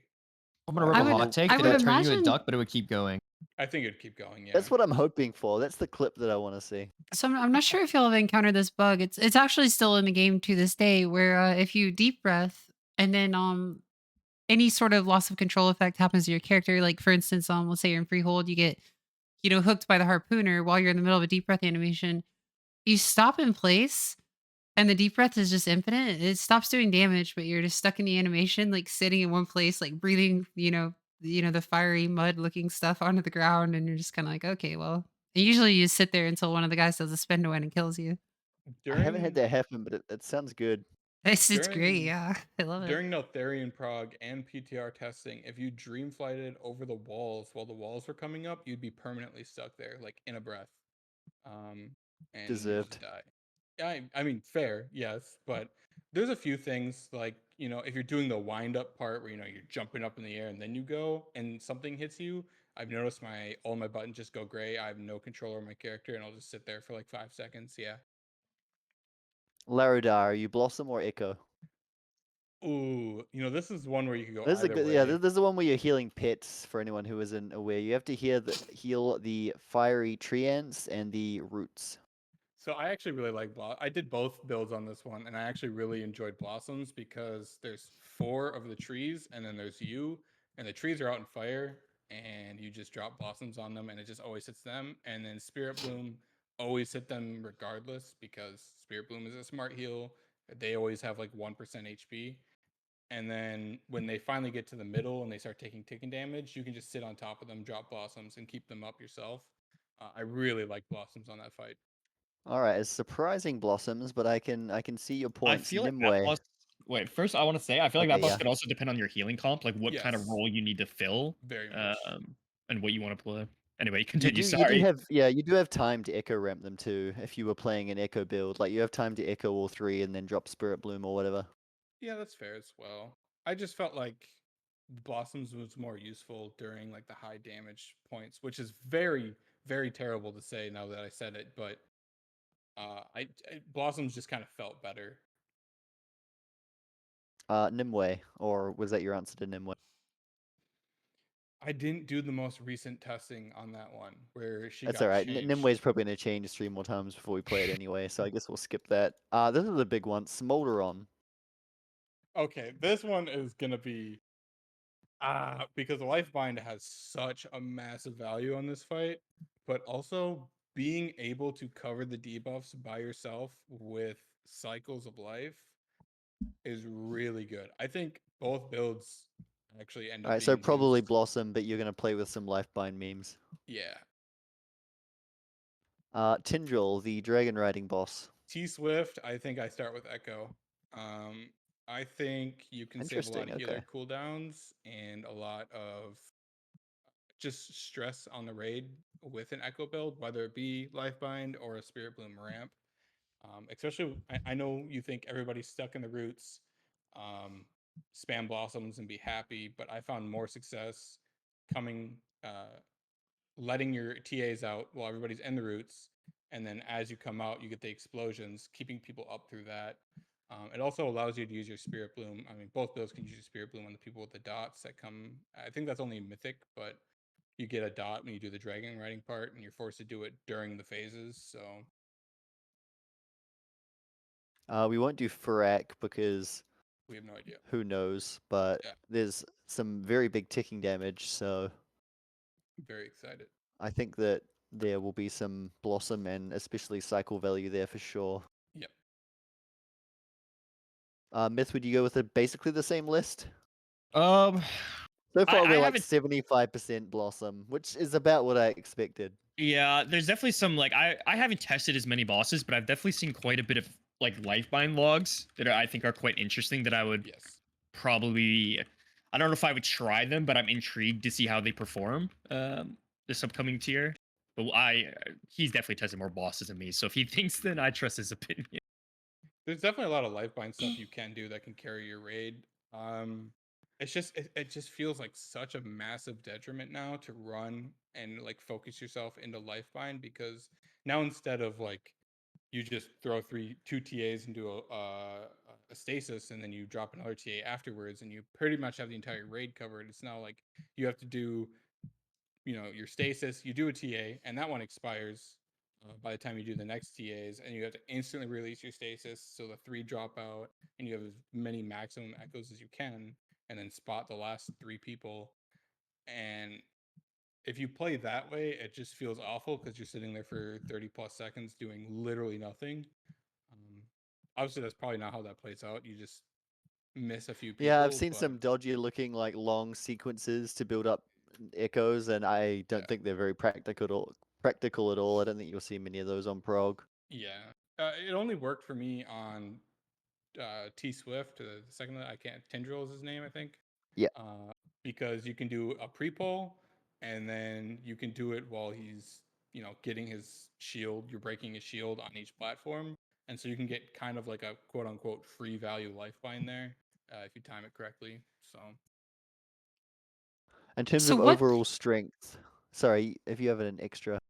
Yeah, no, I was gonna ask. So what exactly does a new Echo ramp look like? Well, what are we looking at in terms How of our Echo cursed would you playstyle? like?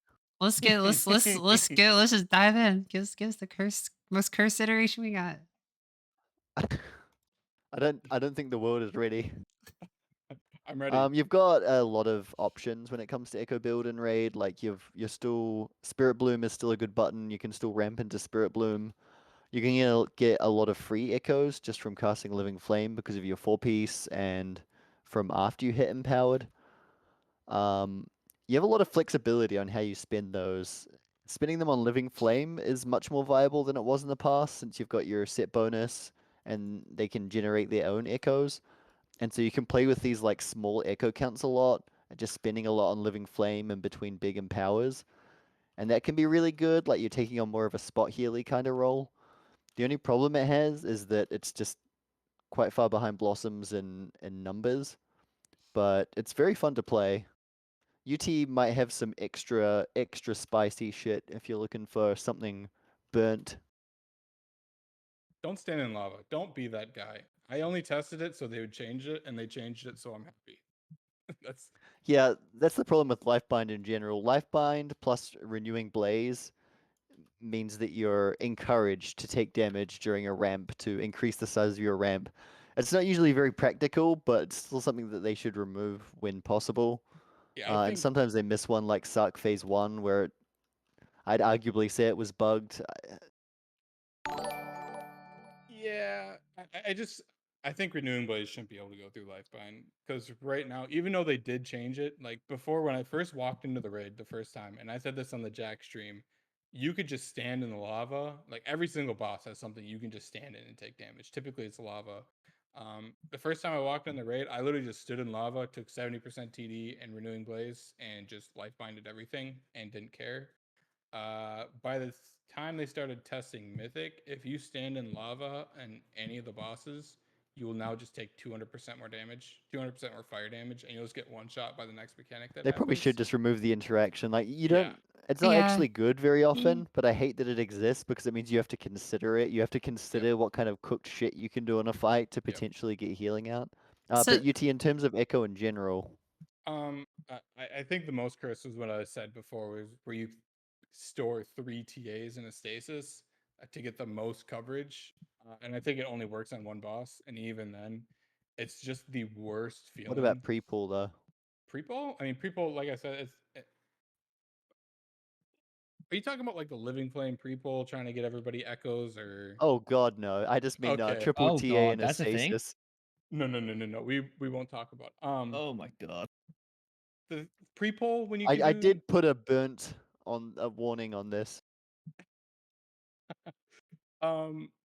So like pre-pull when you can store 3 TAs, for example, like Sark, or like I said on T Swift, it works out nicely because you can do it, but I think I would never do it on any other boss. There's not a reason to sit there for 30 seconds and try and store 3 TAs in a stasis is the worst feeling, and you're actually being a detriment to your team, and you should stop it, knock it off.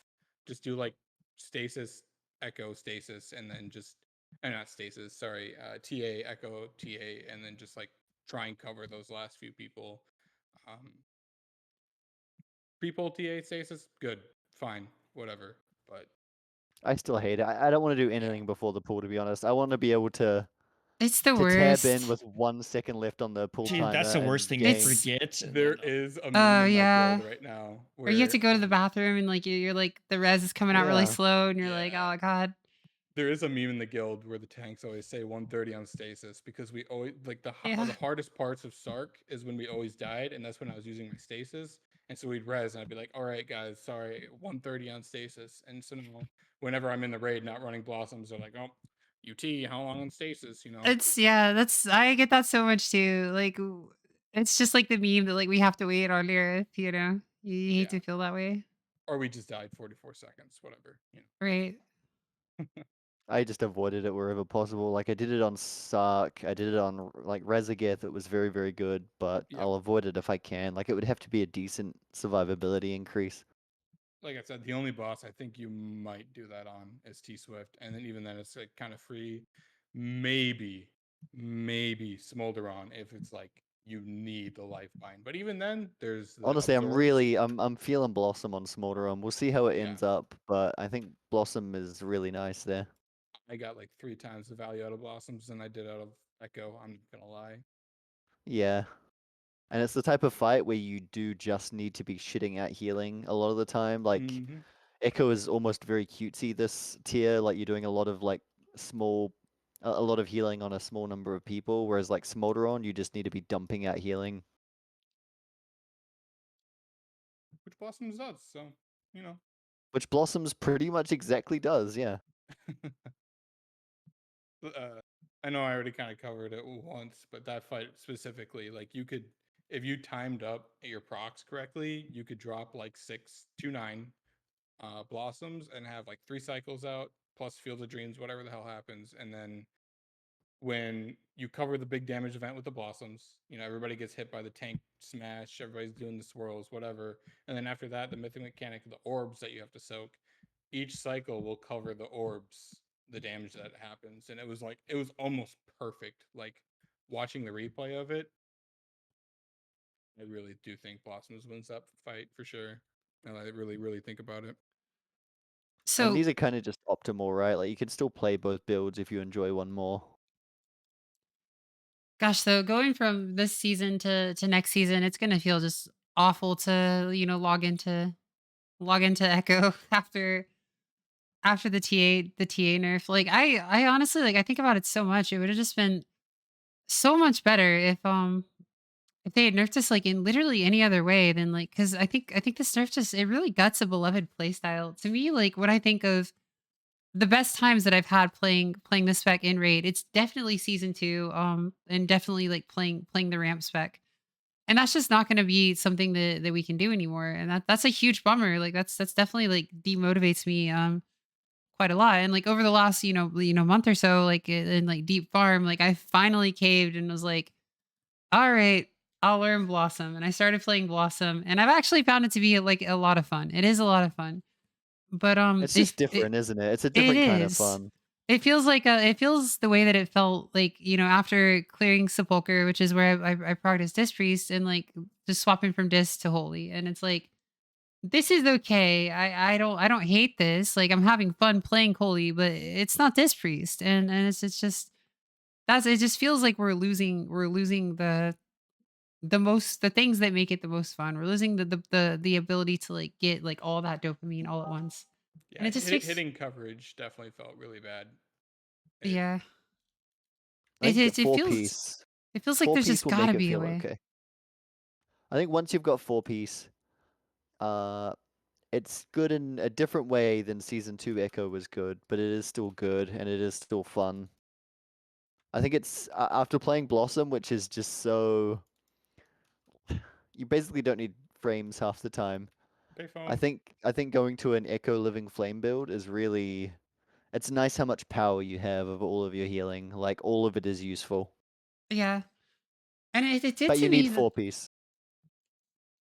it did feel like the two specs were quite well balanced, like in this last season as well, especially like at the end Definitely. of the season anyway. Because Spirit Bloom was the Spirit Bloom ramp style was like doing less healing, but like that healing was really important healing often. It Yeah, was definitely the Brock spec for sure. Like yeah. I would, if I had a chance to go back with how the spec is played right now, I would still play Echo almost every single time over Blossoms.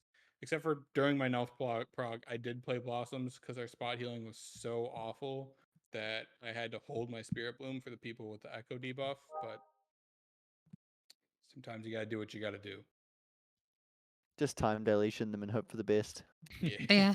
No, I had to keep that for myself for the second bomb set, and where I stand out in the fire with renewing blade. Yeah, Yeah, there it is. Why didn't you Sore simply padding. use your spot heal, Verdant Embrace? Oh, or Living Flame? I didn't think of that. My bad. Yeah. Let me just Living consume Flame all at the least is pretty echoes. big now. Like after its 13th buff, it's finally a decent heal. It's in keys, like I have to say, it is very, very good. Like Yeah. I really look forward to I really, really look forward to this every other Verdant Embrace, because like the first one is going into like, buffing my dream breath. That second one you can use to like get this giga almost like lay on hand style living flame. And I hit 500k on one of them at one point. Like these things can just get like tremendous. There are still So a few bugs there too. With is that what you were about to say, UT? A few bugs with Call of Ysera and getting perhaps some free buffed Living Flames that don't consume it. yeah, some leaping flame interactions where I wish I still had my VODs because I could show it right now. Where I had on that healing boss, the ad healing boss, where my leaping flames were hitting the ads and they're buffed by Call of Ysera, and I had Life Force Mender. They were hitting for well over 1 million. Like, I believe that's still in the game too. I yep, believe that this is probably going to go live, so this is something we'll make sure is in the guide since you're going to want to be aware of it. it's a lot of healing. It's something they're going to fix like 2 weeks into the patch, but hey, what are 2 weeks? What are 2 weeks? Makes font better, kind of, not really, but Kind of, not really. There It's was a fine. time, early PTR testing, the most fun I think I've ever had in this game was running a flow state Nas build with our old two-piece, with our old buffed two-piece rather, where it was like every single VE had a Dream Breath. I was like just constantly throwing out empowered spells and TA. I'm playing that build in heroic. I'm going full Oh, Nas for heroic. We're gonna have some fun. it was the most fun I think I've ever had. I just had permanent procs. Like I did not know what to do. I had so much going on at all the time. Unfortunately, mana's the big restraint of that, but it is what Oh, it by the is. way, a very good innovate target. If any druids are listening, good innovate target. That's true. We need to actually start spreading this propaganda as soon as we Yeah, possibly can. we Do you can think drop mean- so? Emerald Blossom is 12k each. We got 2 of those. That's 24k. TA Yep. is 20k almost. We're gonna round up because that makes our argument look better. Yep. Damn, I was gonna rip a Got hot to. take. I felt like we were not a good innervate target. Well, you can fit at least 100k within an innervate very easily with 2 blossoms, TA, Spirit Bloom, and Dream Breath cost a lot of mana too. People don't. Yeah, think I mean about it it. definitely Dream depends Breath on in your healing particular, comp yeah. though. But Dream Breath is what, like 10, 12.5, I want to say. Dream Breath is 11? it's awkward. It's 11,250. dude, we talk about raid builds. Are we gonna talk about Mythic Plus builds? I'm ready to rip some cook shit. Okay. All right, yeah, All let's right, let's go talk about ahead. Mythic Plus. Okay, Let's go. listen. So some important context is that I would obviously not do this if I was doing like 30 keys, right? Like very high level Great keys. start. However, and if I was also in a range group, but I'm pretty sure tomorrow when I log in and I do Mythic Plus, I'm pretty sure I'm playing Emerald Blossom Talons, just because I think my hypothesis. I think that you have so much healing with your empowers and you can just sit there and pool resources that I feel very confidently about just like having Emerald Blossoms for the actual healing. And again, this isn't like a melee stack comp, right? If I had 3 range, I would not be doing it, but I'm very confident that it's good. Just let the You know- boomkin die anyway, to be honest. Just let that You know, guys. in season 1, during all of the pushing of season 1, like Ruby life pools, I did play Blossoms for like all of my first week keys. And I know like back then doing a 20 was like super hard, but I had what, an 18 Ruby life pools that we almost timed first week, which was like extremely hard. I don't want to say Blossoms is the way to go, but it doesn't feel bad if you have like a guild group for sure. Yeah, I mean, It is like I said, I very- would Yeah. not play it in very high level keys, obviously, but I think it's stronger than most people would give it credit for. Yeah, I think would we've agree with definitely that. shunned it. I think actually like this season, I definitely do want to try it in like some of the harder keys and just like give it a go, see how it plays out. We does look like we are entering into a melee meta, so there's a good chance that like our whole team is just kind of stacked in melee, and we can just go hang out with them and Yeah, I mean, if you drop have a bunch that, of flowers. And The augmentation is not going to die anyway, so you don't have to heal him. I mean, the value you get with Ancient Flame at that point is actually quite good as well. yeah, and that's my point is if you have heavy melee, like, and you can consistently hit a good amount of targets, it's just gonna do a shit ton of healing. Like, Yeah. and it's Cool. I like obviously you lose the reversion, some echo healing, but also like I'm confident you can do without it at these like 20 like start of the season type keys. Obviously, whole different ballpark to what you're doing, but All right, what if it's not a 30? It's only like a 20, but it's also not Eyelash playing. It's a newer player. Would you still recommend they try this new cursed shit? Uh, I think they'll struggle. I've been taking a little bit more. I tanked a good bit at the end of season one just because my team was like doing break the meta and I was looking for fun stuff to do. And I've kind of started picking it back up again. And if there's ever an evoker in queue and I'm running my key and like like while I'm doing like my 0 to hero kind of thing, um, I will always pick up the evoker just because I like to see how what is like the 2700 like evoker in the wild, like what are they like I like to see them in their natural habitat. It's like this weird little like science experimenty thing that I like to do. And I've seen it all. I've seen like evokers that try to just like sustain through living flame, like in season 2. I've seen evokers that do play blossoms. And I find that a lot of evokers in general, I think in like lower elos like really struggle. And I think that like adding any sort of like barrier that like some sort of self-imposed nerf. I think a player like Myth, like you're a really smart guy, you're really talented. I think you're going to be able to pull off something Oh, like Blossom in a way that like, the average player might not realize like, like this is like a bit of a self-imposed nerf. Like this is a bit of a self-imposed challenge. As they might not quite be ready for that.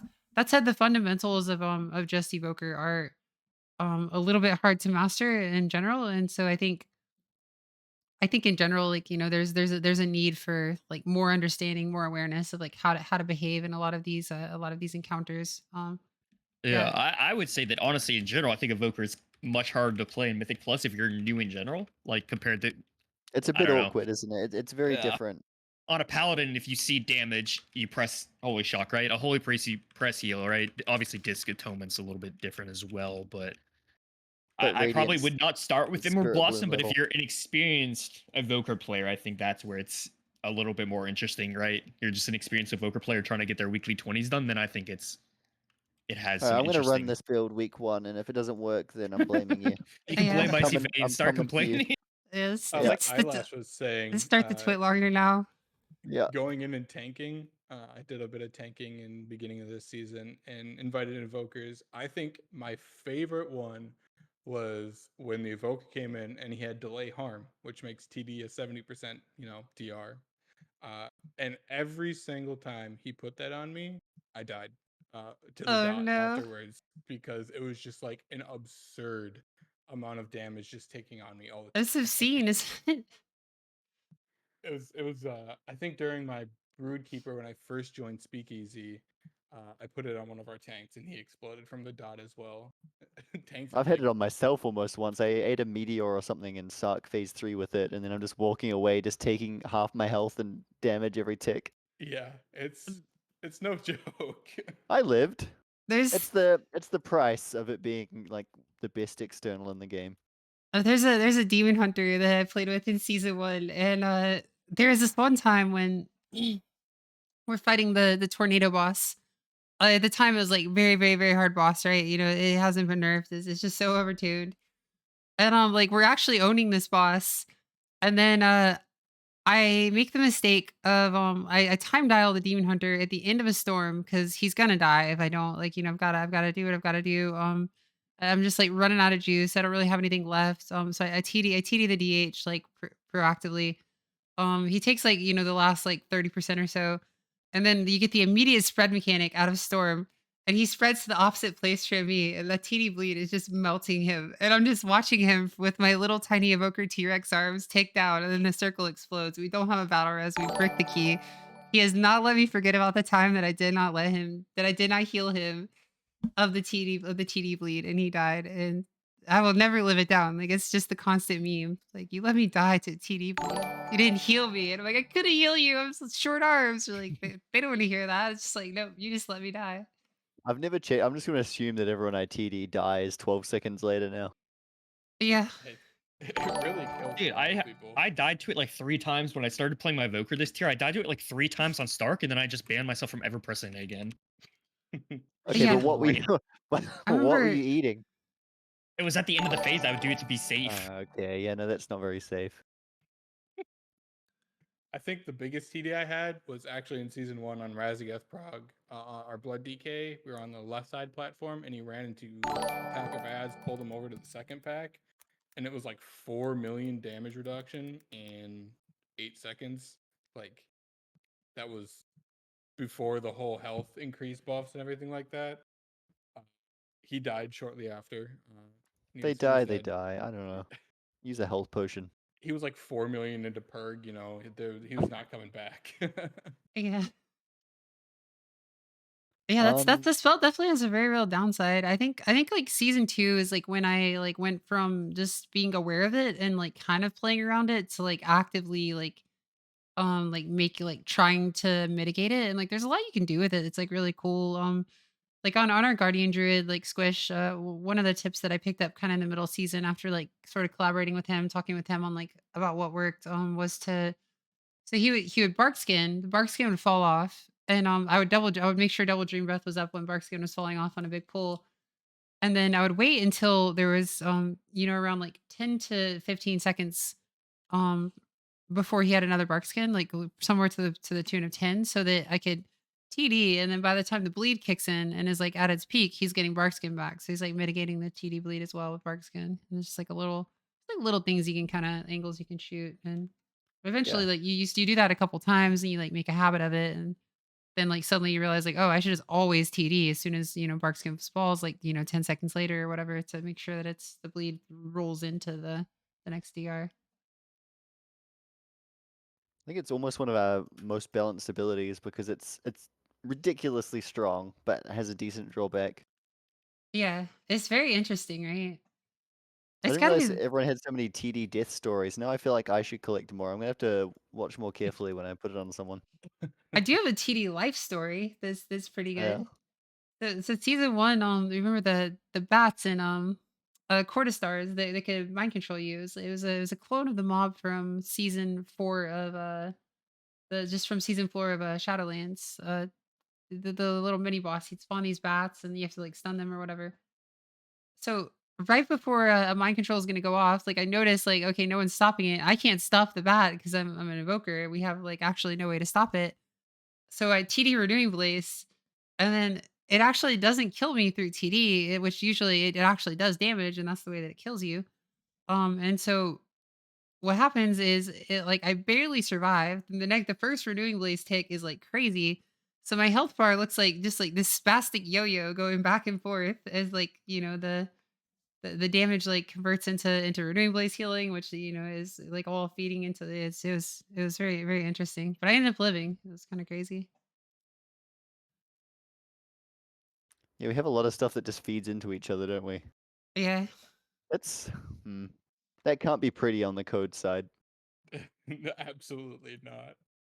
I think we've gone through our major topics. Does anyone have anything else before we look at questions? I don't think so. Chat, if you guys have questions, this would We already be kinda the I planned this for an covered it. hour, be but the I also time knew to it would be prep 2 them. hours Go because ahead and these send things are them. never an hour. And we're just having fun. Yeah, exactly. We could probably make it 5 hours, but Yeah, I could sit here all night with you guys. literally.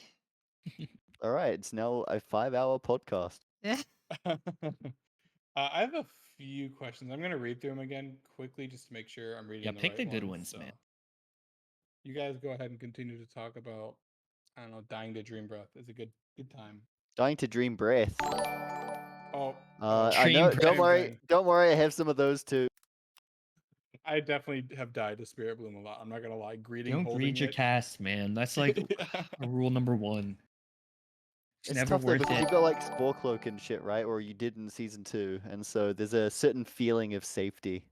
Dude, I'm actually fucked next year because on Rashok, if you look at the last month of logs, I eat over 5 million in lava wave damage every week because I just don't bother moving. Like I just can't finish any cast, and now Spore Cloak's nerfed. So what am I gonna do now?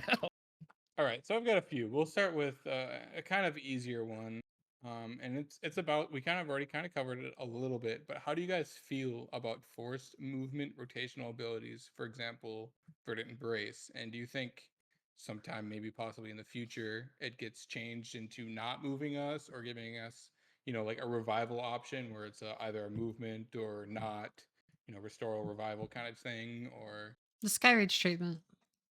Oh yeah, it is like Skyreach. Yeah. These guys maybe don't play Mistweaver, so they wouldn't understand. They're uncultured. I mean, Windwalker. Sorry. Yeah, Is anyone so playing I think Windwalker anymore? I do think that I mean we do have a precedent for them making this kind of change. Skyreach, for those of you who don't know, is an ability that Windwalkers loathed. It's basically like you just do like a little punch situation and you fly at your target. And so it was like basically like imagine a Verdant Embrace like dealt damage. That and this was a rotational ability that they were forced to use. So a lot of times like when walkers were just dying to Skyreach in season 1, it was a big problem. So one of the changes that they made for Windwalker moving to season 2 is they gave it a choice node where you either took Skyreach, like where you go flying at your target, or you don't. You just do damage if it's in range. I would love to see that for Verdant Embrace. I feel a lot of times like in like heavy like swirly situations like where there's also a lot of damage going out, like I really want to Verdant Embrace this target but I just can't, and like maybe I don't have the echo or maybe I do have the echo but I don't have the global. And so whatever the case may be, like there's just too many times where you're separated from your team and you just can't Verdant Embrace them, and so it just becomes like almost this generally speaking a self heal, or you have to like play on top of the person that you expect you're gonna have to burn embrace soon, or like it adds like this whole other layer of complexity that sometimes you can play into, play around, and sometimes you just can't really do it just because of the nature of the game. I would love to see it get the Skyreach treatment. Has a very high kill rate, doesn't it? Like I feel like every time I'm like, oh, it'd be fine. Just this one time, I die every time. Oh yeah. There's a random mine in the way, or there's a random black hole for some reason, even though the target shouldn't be there. It's always something. I can't tell you how many times on Neltharion Prague, before the bombs got nerfed in size, where I would go to VE the tank because the tank is about to die, and I would die because somehow he wouldn't be in the bomb area, but I would be. And it happened like 5 times, and I unironically like took Verdant Embrace out of my keybinds. I didn't use it to buff Dream Breath. I don't recommend this, but I was so angry because it was so instinctual, just like the tank's about to die. I need to do something, anything. And I died so many times during Prague, and I cannot tell you how upset I was about it because I literally threw 5 poles just because of that. Yeah, there was another time on a progression of Sark where like I had that same level of frustration. This has happened to me a lot. I came up from the bottom area and I had myself targeted.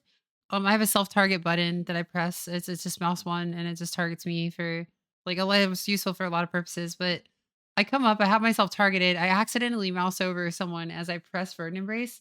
And I Verdant Embrace over the top of all the holes. I just fall through the hole to my death. And it was another like night where everyone's like things are really tense. Everybody's mad at each other. And like there, here I am dead, and I just like how do you explain this? It's like it's burn embrace. I'm sorry, y'all.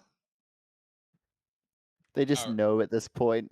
Yeah, It was some random evoker bullshit that killed you. yeah, There's a lot of hook to it as well. Like you can't not press it because you've got Call of Ysera, like Lifebind, of course. Like you've got a lot of reasons for it to be in your rotation, but not a lot of targets you can safely use it on, and so you do end up just pressing it into yourself every 15 seconds, even if it'll overheal, which is a little bit wacky.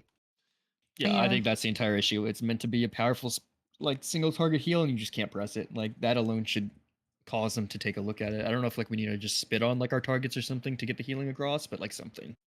Yeah. And now at the same Probably time, don't put that in your suggestion. Verdant spit. every so often, not a lot, but it's like it's definitely something that's happened, 5, 10 times over the course of like a season of keys. Where I am in a position where I'm in a lot of trouble and I don't have a hover charge. I need to move really quickly and I just burn embrace the tank to like get like a quick burst of movement. It's so niche though, and I would much rather not it not be that, but that is another hidden mode of it. Is it you can save your ass on occasion if you're like really clever.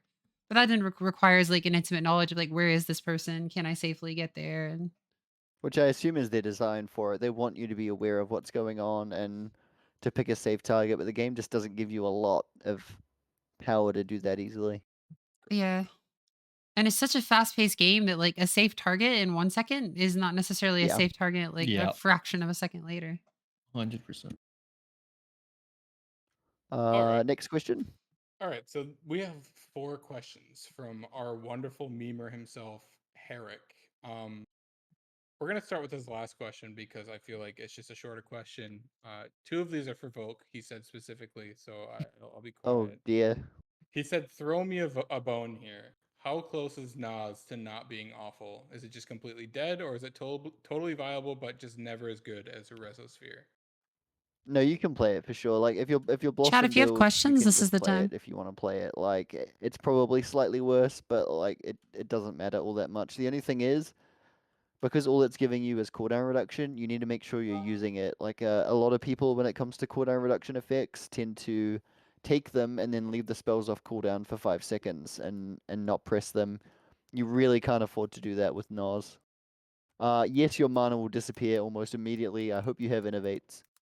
Yeah, I think that's the biggest thing for me is that your mana is just fucked. Like if you're Yeah. playing Nas, you want to press it on cooldown, right? And you Yep. just can't really do that because you will be feel like at very least it might be a fun farm target talent, but It's so fun to play.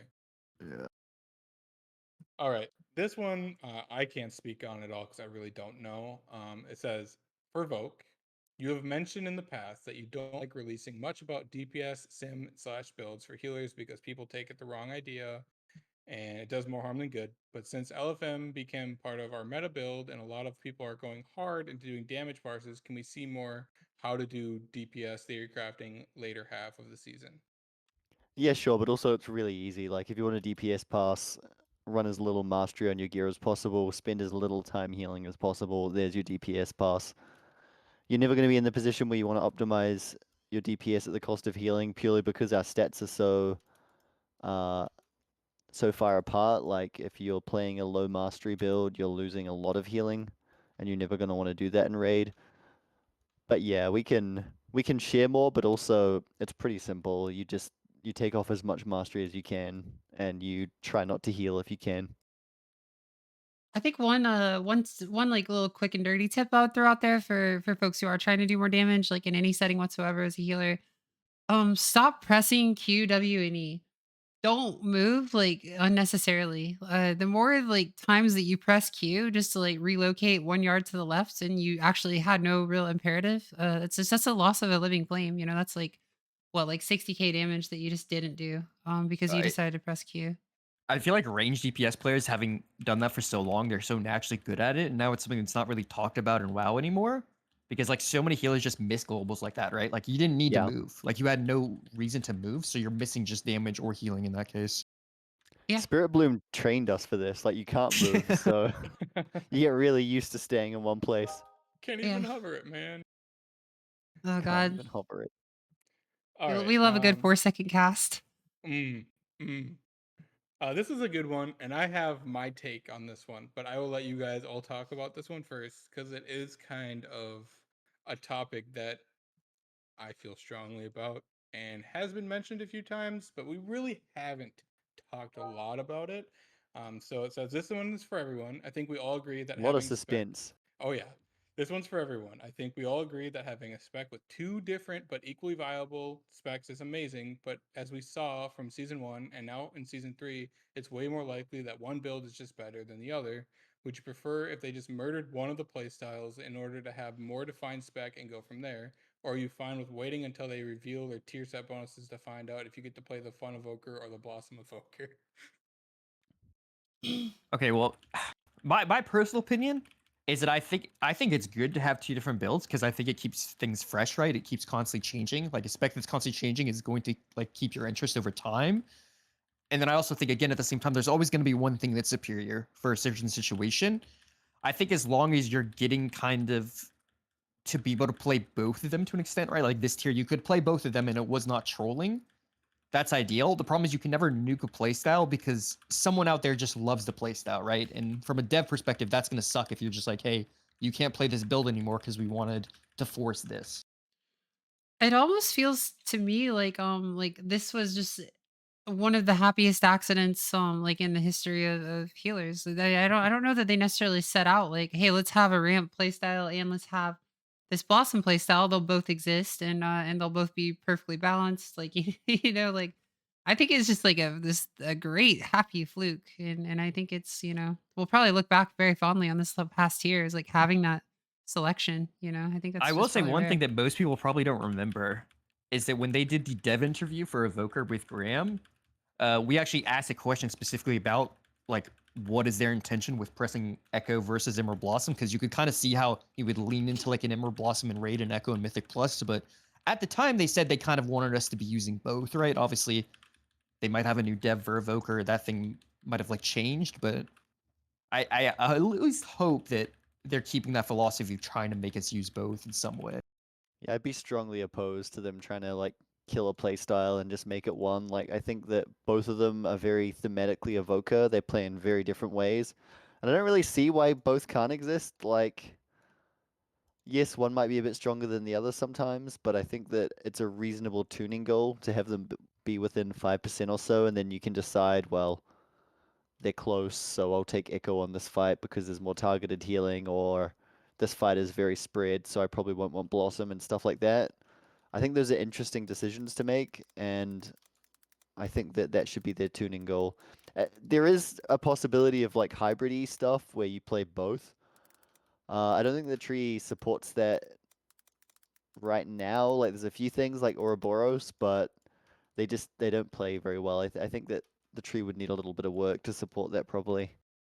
Yeah, I think that like the first like these tier 3 talents that are just abysmal.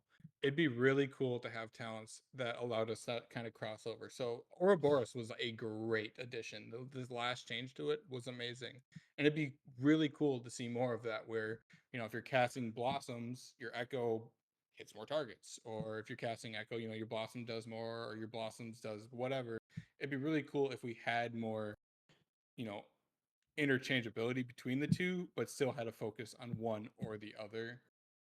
I'm massively now in favor of Blossom not being an echoable spell. That way you can still Yeah. ramp while dropping Yeah. blossoms Oh in my God. between. I That would think help that a is lot. Please. like, yes, it would be overpowered as it currently is, but you can tune around that, and it would open up hybrid builds in an enormous way. Like you could ramp while dropping blossoms to like supplement your healing while you're ramping, and then drop a big spirit bloom and stuff like that.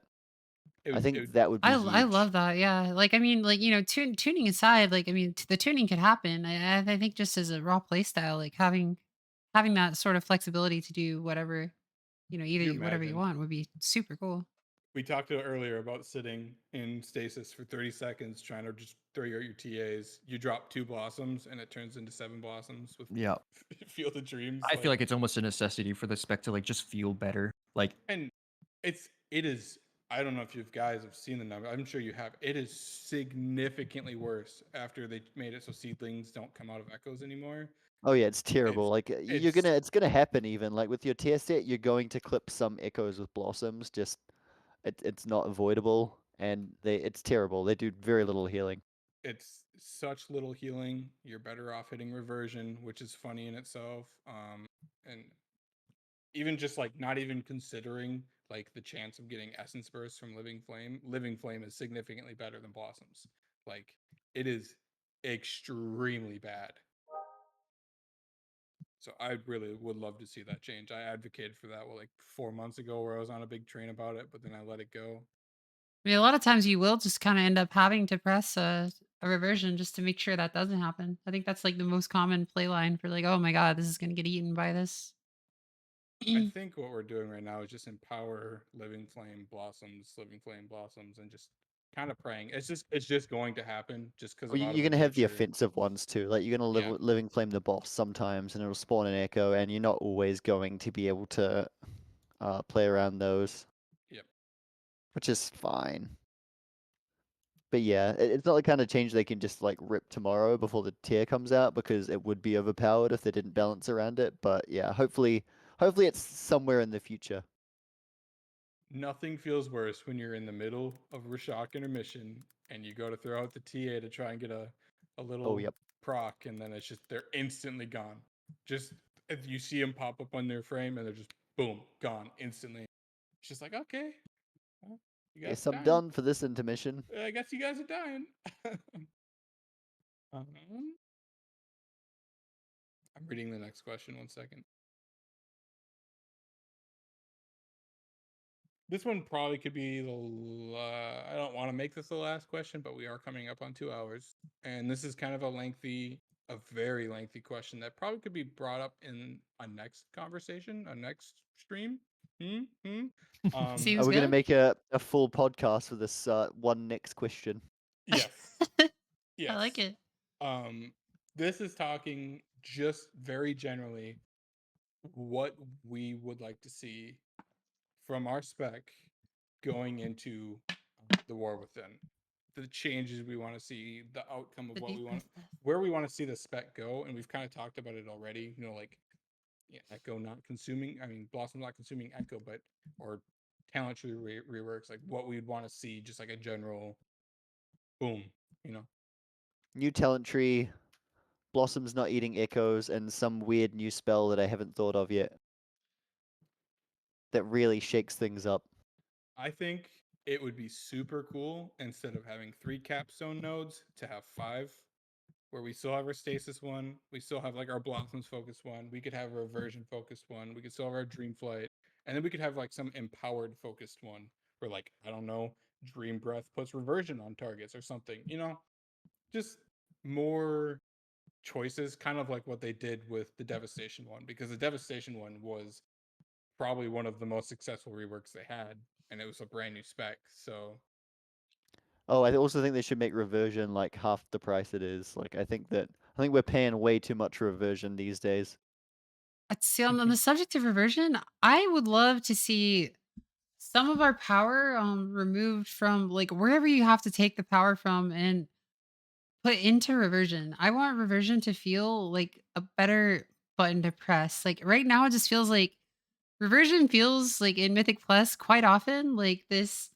Just like it's like you went and you bought like the cheapest possible tortilla chip you could, and then you got like gourmet salsa that is golden hour, and like you're just like eating this delicious, like perfect, lovely salsa with like just this absolute garbage it's tortilla yeah, chip just to get because you're using it as a golden hour applicator often, and like that's it feels bad, and like whatever you got to do to like make it so that like reversion can be this like more of a juggernaut than it already is. It's already very very good in Mythic Plus because of golden hour, but I always wondered maybe if they just had too much power in the crit extension. Like, was it too risky for them because the spell can go near infinite with realistic crit values? It can become a very long hot, and that kind of makes it difficult to balance the base value, right? Because if you just buff it by 30 or 40%, then people are going to be running 9,000 crit and just doing that. So I think that more power needs to be put in the base button, and you can nerf the extension or you can cap the extension some way. I think the extension is cool flavor,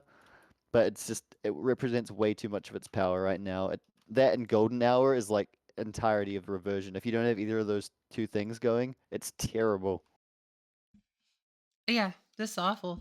I mean, still, we still press it like so much in keys because I mean, we're getting, you've echo reversion on everybody. They got 20% extra healing on them, and there's like a lot of incentive, but the spell It's itself, just just funny, man. isn't it? Like you're casting a lot in Mythic Plus, and it's pretty much never for the spell itself. You're doing it because you have two hooks attached to it. Yeah, it's like everything else surrounding it. It drives me crazy. Myth, thoughts on reversion?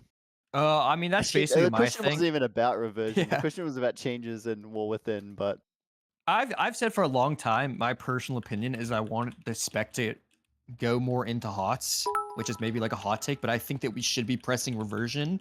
I think we should have like a Echo Spirit Bloom kind of component, right, with the hot, um, in more ways to get hots out rather than just a playstyle where it's echo, echo, echo, echo, echo, echo, echo, consume the echo. Then I press my dream breath. Then I'm back to just spamming echo. I kind of want more substance in my rotation personally. So I want to be able to press reversion. I want to echo different spells, which there probably is always going to be one spell we just echo. But at the very least, I want reversion in some way incorporated into the rotation for sure. are you playing classic while talking right now? He Lich King's is, at yeah. 28%. No way. This is unbelievable.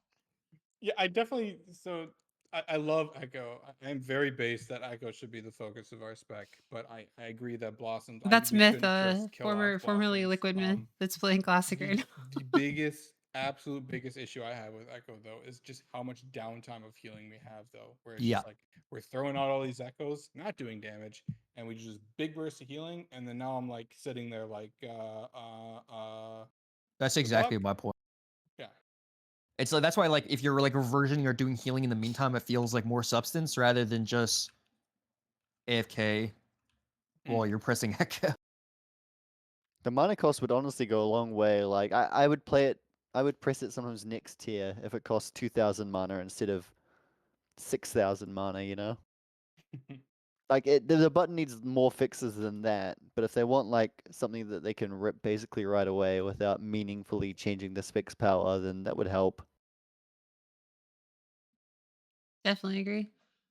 Getting back to the original question, I'm really excited for the sub specs. I'm super super excited. I as soon as I saw like I kind of mentioned this earlier. As soon as I saw the what is it the Ruby Adept, just bells and whistles went off in my head, and I thought to myself that spec is going to do big damage. I love the idea that I think that we've had a lot of really really cool tier sets over the course of this expansion. And like one of the big problems I think we talked about earlier is that a lot of our power has been historically baked into these very, very powerful tier sets. I think one of the things that's on my wish list is to see like some of the, the fan favorites from, particularly looking at season 1 4 set. And like for me, this particular 2 set, I would love to see like some of these things show up in those tier lists. And of course, I'd also really love to see some new spells, new interactions, new combos. Yeah, I think they've established this class as like being this like very combo oriented class where we have these like interesting and oftentimes quite delicate echo ramps that we're doing. And then like using those echoes to great effect, whether it's like rot damage with we have a lot of different things we can do. I'd love to see even more complexity. I'd love to see this continue to be kind of identified as the healer that has a lot of inherent like complexity. It has a very high skill ceiling. There's just a lot of like intrigue and interest around the spec, and I'd love to see it stay that way. My Yeah, I agree. the Ruby Adept, when I first thought about it, my biggest wish is that we get something where we can actually turn into like a bigger dragon and it enhances our abilities for a Ooh. small time. Like Alex Emo. Strauss and Hots, Metamorphosis. you turn into dragon form and your abilities are just stronger, bigger. Okay, can you imagine your raid complaining like you just randomly pop into a dragon? It'd just be really cool to Yeah. have thematically something like Everyone that. getting for hit by him. swirls. You get cosmetics, like you're just like progging like, the next like Anduin or something, and Yeah. all of a sudden, like here's Razagath on the platform taking up 80% of the space. And everyone's like, What oh if we come on, UT. What if we just turn into little whelps? We just attach ourselves to somebody and they just Yeah. fly. I just think it'd be really cool, like thematically. I think that would be like one of the coolest things. Hey, I just turned into a big ass dragon and just dumped out a ton of healing in my little cooldown, But Yeah. And then honestly, the opposite of that as well. It would be really nice if we could finally get an option where we don't have to be a dragon for those of us who don't want to be, this weird little dragon guy. And we could instead, maybe like when you press like Dream Breath, for instance, instead of like turning into a dragon, you could still maintain your super cool evoker form, like that's like really hot and has horns and like all these things. And instead you like have like the shadow of a dragon at your back that like shows up and like kind of has like a roaring animation. That would be awesome to me. I there's would a love to class see that. trinket right now, like Call of Chaos, how you get like a little guy that attaches to your back and walks around with you. Exactly, just like the shadow of like your evoker form just showing up and rah, and like there's the dream breath, there's the fire breath, like whatever it might be. I would love to see that. I could see it. I'm a pure dragon enjoyer. I don't even go into the human form in town. But Oh, for disgusting. those that like it, see, the thing is, the dragon hides my transmog a bit better, so it's a win for me. But I'm a transmog enthusiast. Oh, That's the problem. I'm bringing up the pinned transmog right now. Oh no. I'm the only pinned transmog in the channel, so read into that what you will. Oh, we gotta pull this up. I assume that means it's really good. No? You've got a heroic season 1 helm, mythic shoulders. I don't even know Okay, what who their can staff identify is. every single piece in a transmog? Come on. Crafted belt and boots. That is peak transmog. Looks Oh good, my yeah, god, man, this do is that. it's really small, you Yeah, guys. I see? don't know if you can Keith see likes this, it. but It looks great. it looks It- yeah, you look like you went to like Goodwill and just let a toddler pick out one of each garment and put it on for you. Not the most insulted I've been on transmog, so I will say that the shoulders and helmet go very nicely together, possibly because they belong together as a set. like the same set. Those just Um, happen to be the tier pieces I got. Our Oh, tier pieces should be able to show up on our dragons. Yeah, I think they'll do more yeah. there, surely. I really hope so. I think our If tier would have looked sick in dragon form. if only the tier pieces and nothing else. I mean, how do you do a skirt though for the dragon form? Like when they're doing like their spread stance, like when you're casting and you're kind of doing like the little wiggling back and forth. Like their legs are like very spread when they do that. It might look really weird with a I think they skirt. just like add one piece every tier and we just slowly build out the transmog look. Or just give me unique stuff I can add, right? Like, Oh give me gosh. fewer options, but I can like add them to my wings or something. We gotta get Broccoli to dress your transmog. Please. I will be messenger after this. Oh, until I no. get She's gonna get a couple messages, I think. it. We will fix it. It's a new tier. I'm about to look very green, probably. I don't actually know what the new set looks like. I'm, Let's have a quick look at it. It's pretty good. There's like a little hourglass style bulbs on the shoulders. One of the heroic version has like what we call like a boob window in fashion, where you have like a little keyhole where you can just see like cleavage, and it looks really good on the female model. I think it's very like fashiony looking. Unfortunately, all the other variants like have this really awkward bandage like in the middle of the boob window, which is like you would never wear that. It would like it's like anti-style. Like who would dress like that? Like I don't know. I don't know. Me, I would probably dress like that. There you go. I can't even look at the new transmog because I don't know how to get out of dragon form. I'm just gonna leave it. They keep the It's boob over. window only on heroic. Only heroic gets the boob We have window. one last very important question. All right. It'll take us just over 2 hours, so that's a good length. Very important from Chrissy himself. Will Drogber Rocks be best at 450 item level? Goodbye. He told me that, wait, never mind, that was nuance. I always mess you and nuanced up. I almost banned him in the chat immediately. Oh my You know what? god. Tell him that Drogba Rocks is best in slot for him specifically and no one Yeah. else. It's I want to see him yes. bring it to Prague. It's a bug character. Yeah, bugged character. Tell him, yep, go ahead. Drogba Rocks best in slot for you, buddy. He said nice. Yeah. Good luck getting one now. Well, I think that's all I have for questions for now. Obviously, if anybody wants to ask questions, feel free to ping me and the channel. I'm around. I don't bite. Yeah, I think we did very well. We filled 2 hours and it went very quickly. Yeah, it was a Yeah. lot of fun. I really enjoyed it. Yeah, Yeah, we might get together again in a little bit and do another one. I like That'd be that. I awesome. enjoy talking with y'all. Once we've all had a little taste of the raid and the new Mythic Plus season. Sounds good. I'd love to. After we've all done our 30 week 1 keys. Only 30? Yeah. I'm gonna do a whole bunch of keys. Holy, I have I got don't my know work where I cut out cap for me. out at. Maybe it's more than 30, but there's an upper limit, especially if I have to org a few. I have to do my Oh monk god. and Yeah, my evoker. I hope you won't have to. Before we do go, it'd be nice if we could maybe everyone could introduce themselves for those of the viewers who are listeners who don't know who we are or don't know where they can find us. Kind of say who we are, where we come from, and where you can find us on the internet if you are interested in chatting with us more, finding more of our content, that kind of thing. Yeah, do you want to kick us off? Sure. Yeah. My name is Aerith or Eyelash.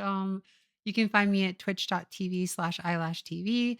My moniker is also the same on YouTube, where you can find a lot of Mythic Plus content and that kind of thing. I'm a multi title acquiring healer who does a whole bunch of Mythic Plus and raids for funsies at hopefully an okay level. Not as good as these guys at raid, but yeah, keys are my forte. You're Eh. not currently in Icecrown Citadel, so you're better than Myth already. I'm I no doing longer am. I slayed the Lich King. You slayed the They Lich King. slain That's the very Lich King. nice. That's an accomplishment. This I'm guy's late for raid right now. Are you Oh going to my slay the God. Lich King as well? Speaking Uh, of UT, do you want to introduce yourself at the end of the podcast? My name is YouTee. You can find me at twitch.tv/UT with UT after it. I recently started a Twitter. I might be ramping up content on YouTube coming this season to try and help out new people and maybe some more advanced tactics. TBD. Otherwise, you can just ping me in the Evoker Discord whenever you want. I'm under Help Desk UT. I will help you with any of your needs if it's Prez related. Yeah. Myth, don't mention Classic. For those of you who don't know me, my name is Myth. I write the Icy Veins Holy Paladin and Preservation Evoker guides. I used to do a bunch of Race the World First rating. I played in BDG, Liquid, and Pieces. Now I'm kind of retired and just play a little bit more casually. But I still like to help out and kind of talk about healing at any time. And he's slain the Lich King. Yeah, And he slain lit heroic Lich King. with his own hands. That's crazy. Uh, That guy's got a sword. yeah. Did you get your weapon? No, man. I'm fucking. If I see another hunter bow, I'm gonna have a mental breakdown. Oh my goodness. Myth have a mental boom? Surely not. I guess I'll be lucky last. I am Voulk. I write the Wildhead Preservation Evoker and Resto Druid guides. I also maintain questionablyepic.com and the QE Live gearing app. You can find me basically everywhere. Actually true. True. Actually, true. All right. I think we're done. Yeah. We have a Myth. We have a "Do you know who I am" incident going. Yeah, on in that was chat. all Volk's fault, by the way. All right, we'll finish with that story. Go ahead, Myth. Okay, Volk in Broccoliz were doing a raid, and I joined the raid, right, to try to get my legendary. And then Liz whispers me, and she says, "This guy's been mean to me the entire raid because of my gear." So I start He was very inspecting rude, his yeah. gear, and then I end up harassing the wrong person. I was targeting the wrong person, so then I swapped my harassment to the new person, and then I hit him with a No. "Do you even know who I am?" And then he kicked me from the crew. He kicked me too. I didn't even do anything, and he kicked UT me. also got kicked, and he had nothing to do with it. Myth also then pulled the boss and wiped the raid. I did to. I had to fully send the bit. Yeah, I no, wanted there was some vengeance there. That's okay. Yeah. All right. Well, I thank you guys. It was good fun. Yeah, thanks Yeah. for coming. We'll do this again sometime soon. Hopefully everyone enjoyed listening.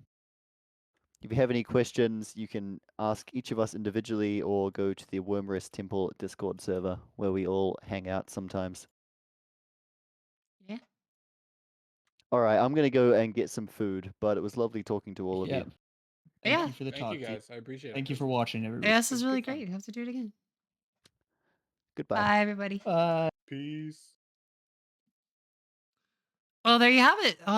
For those of you at YouTube, hope you enjoyed this chat. If you do have any further questions, as they mentioned, make sure that you come to the Wormcrest Temple where we are answering questions about preservation all the time. You have a lot of people who are super knowledgeable and super happy to help you grow as a player as you enter into your Evoker journey. Until next time, goodbye.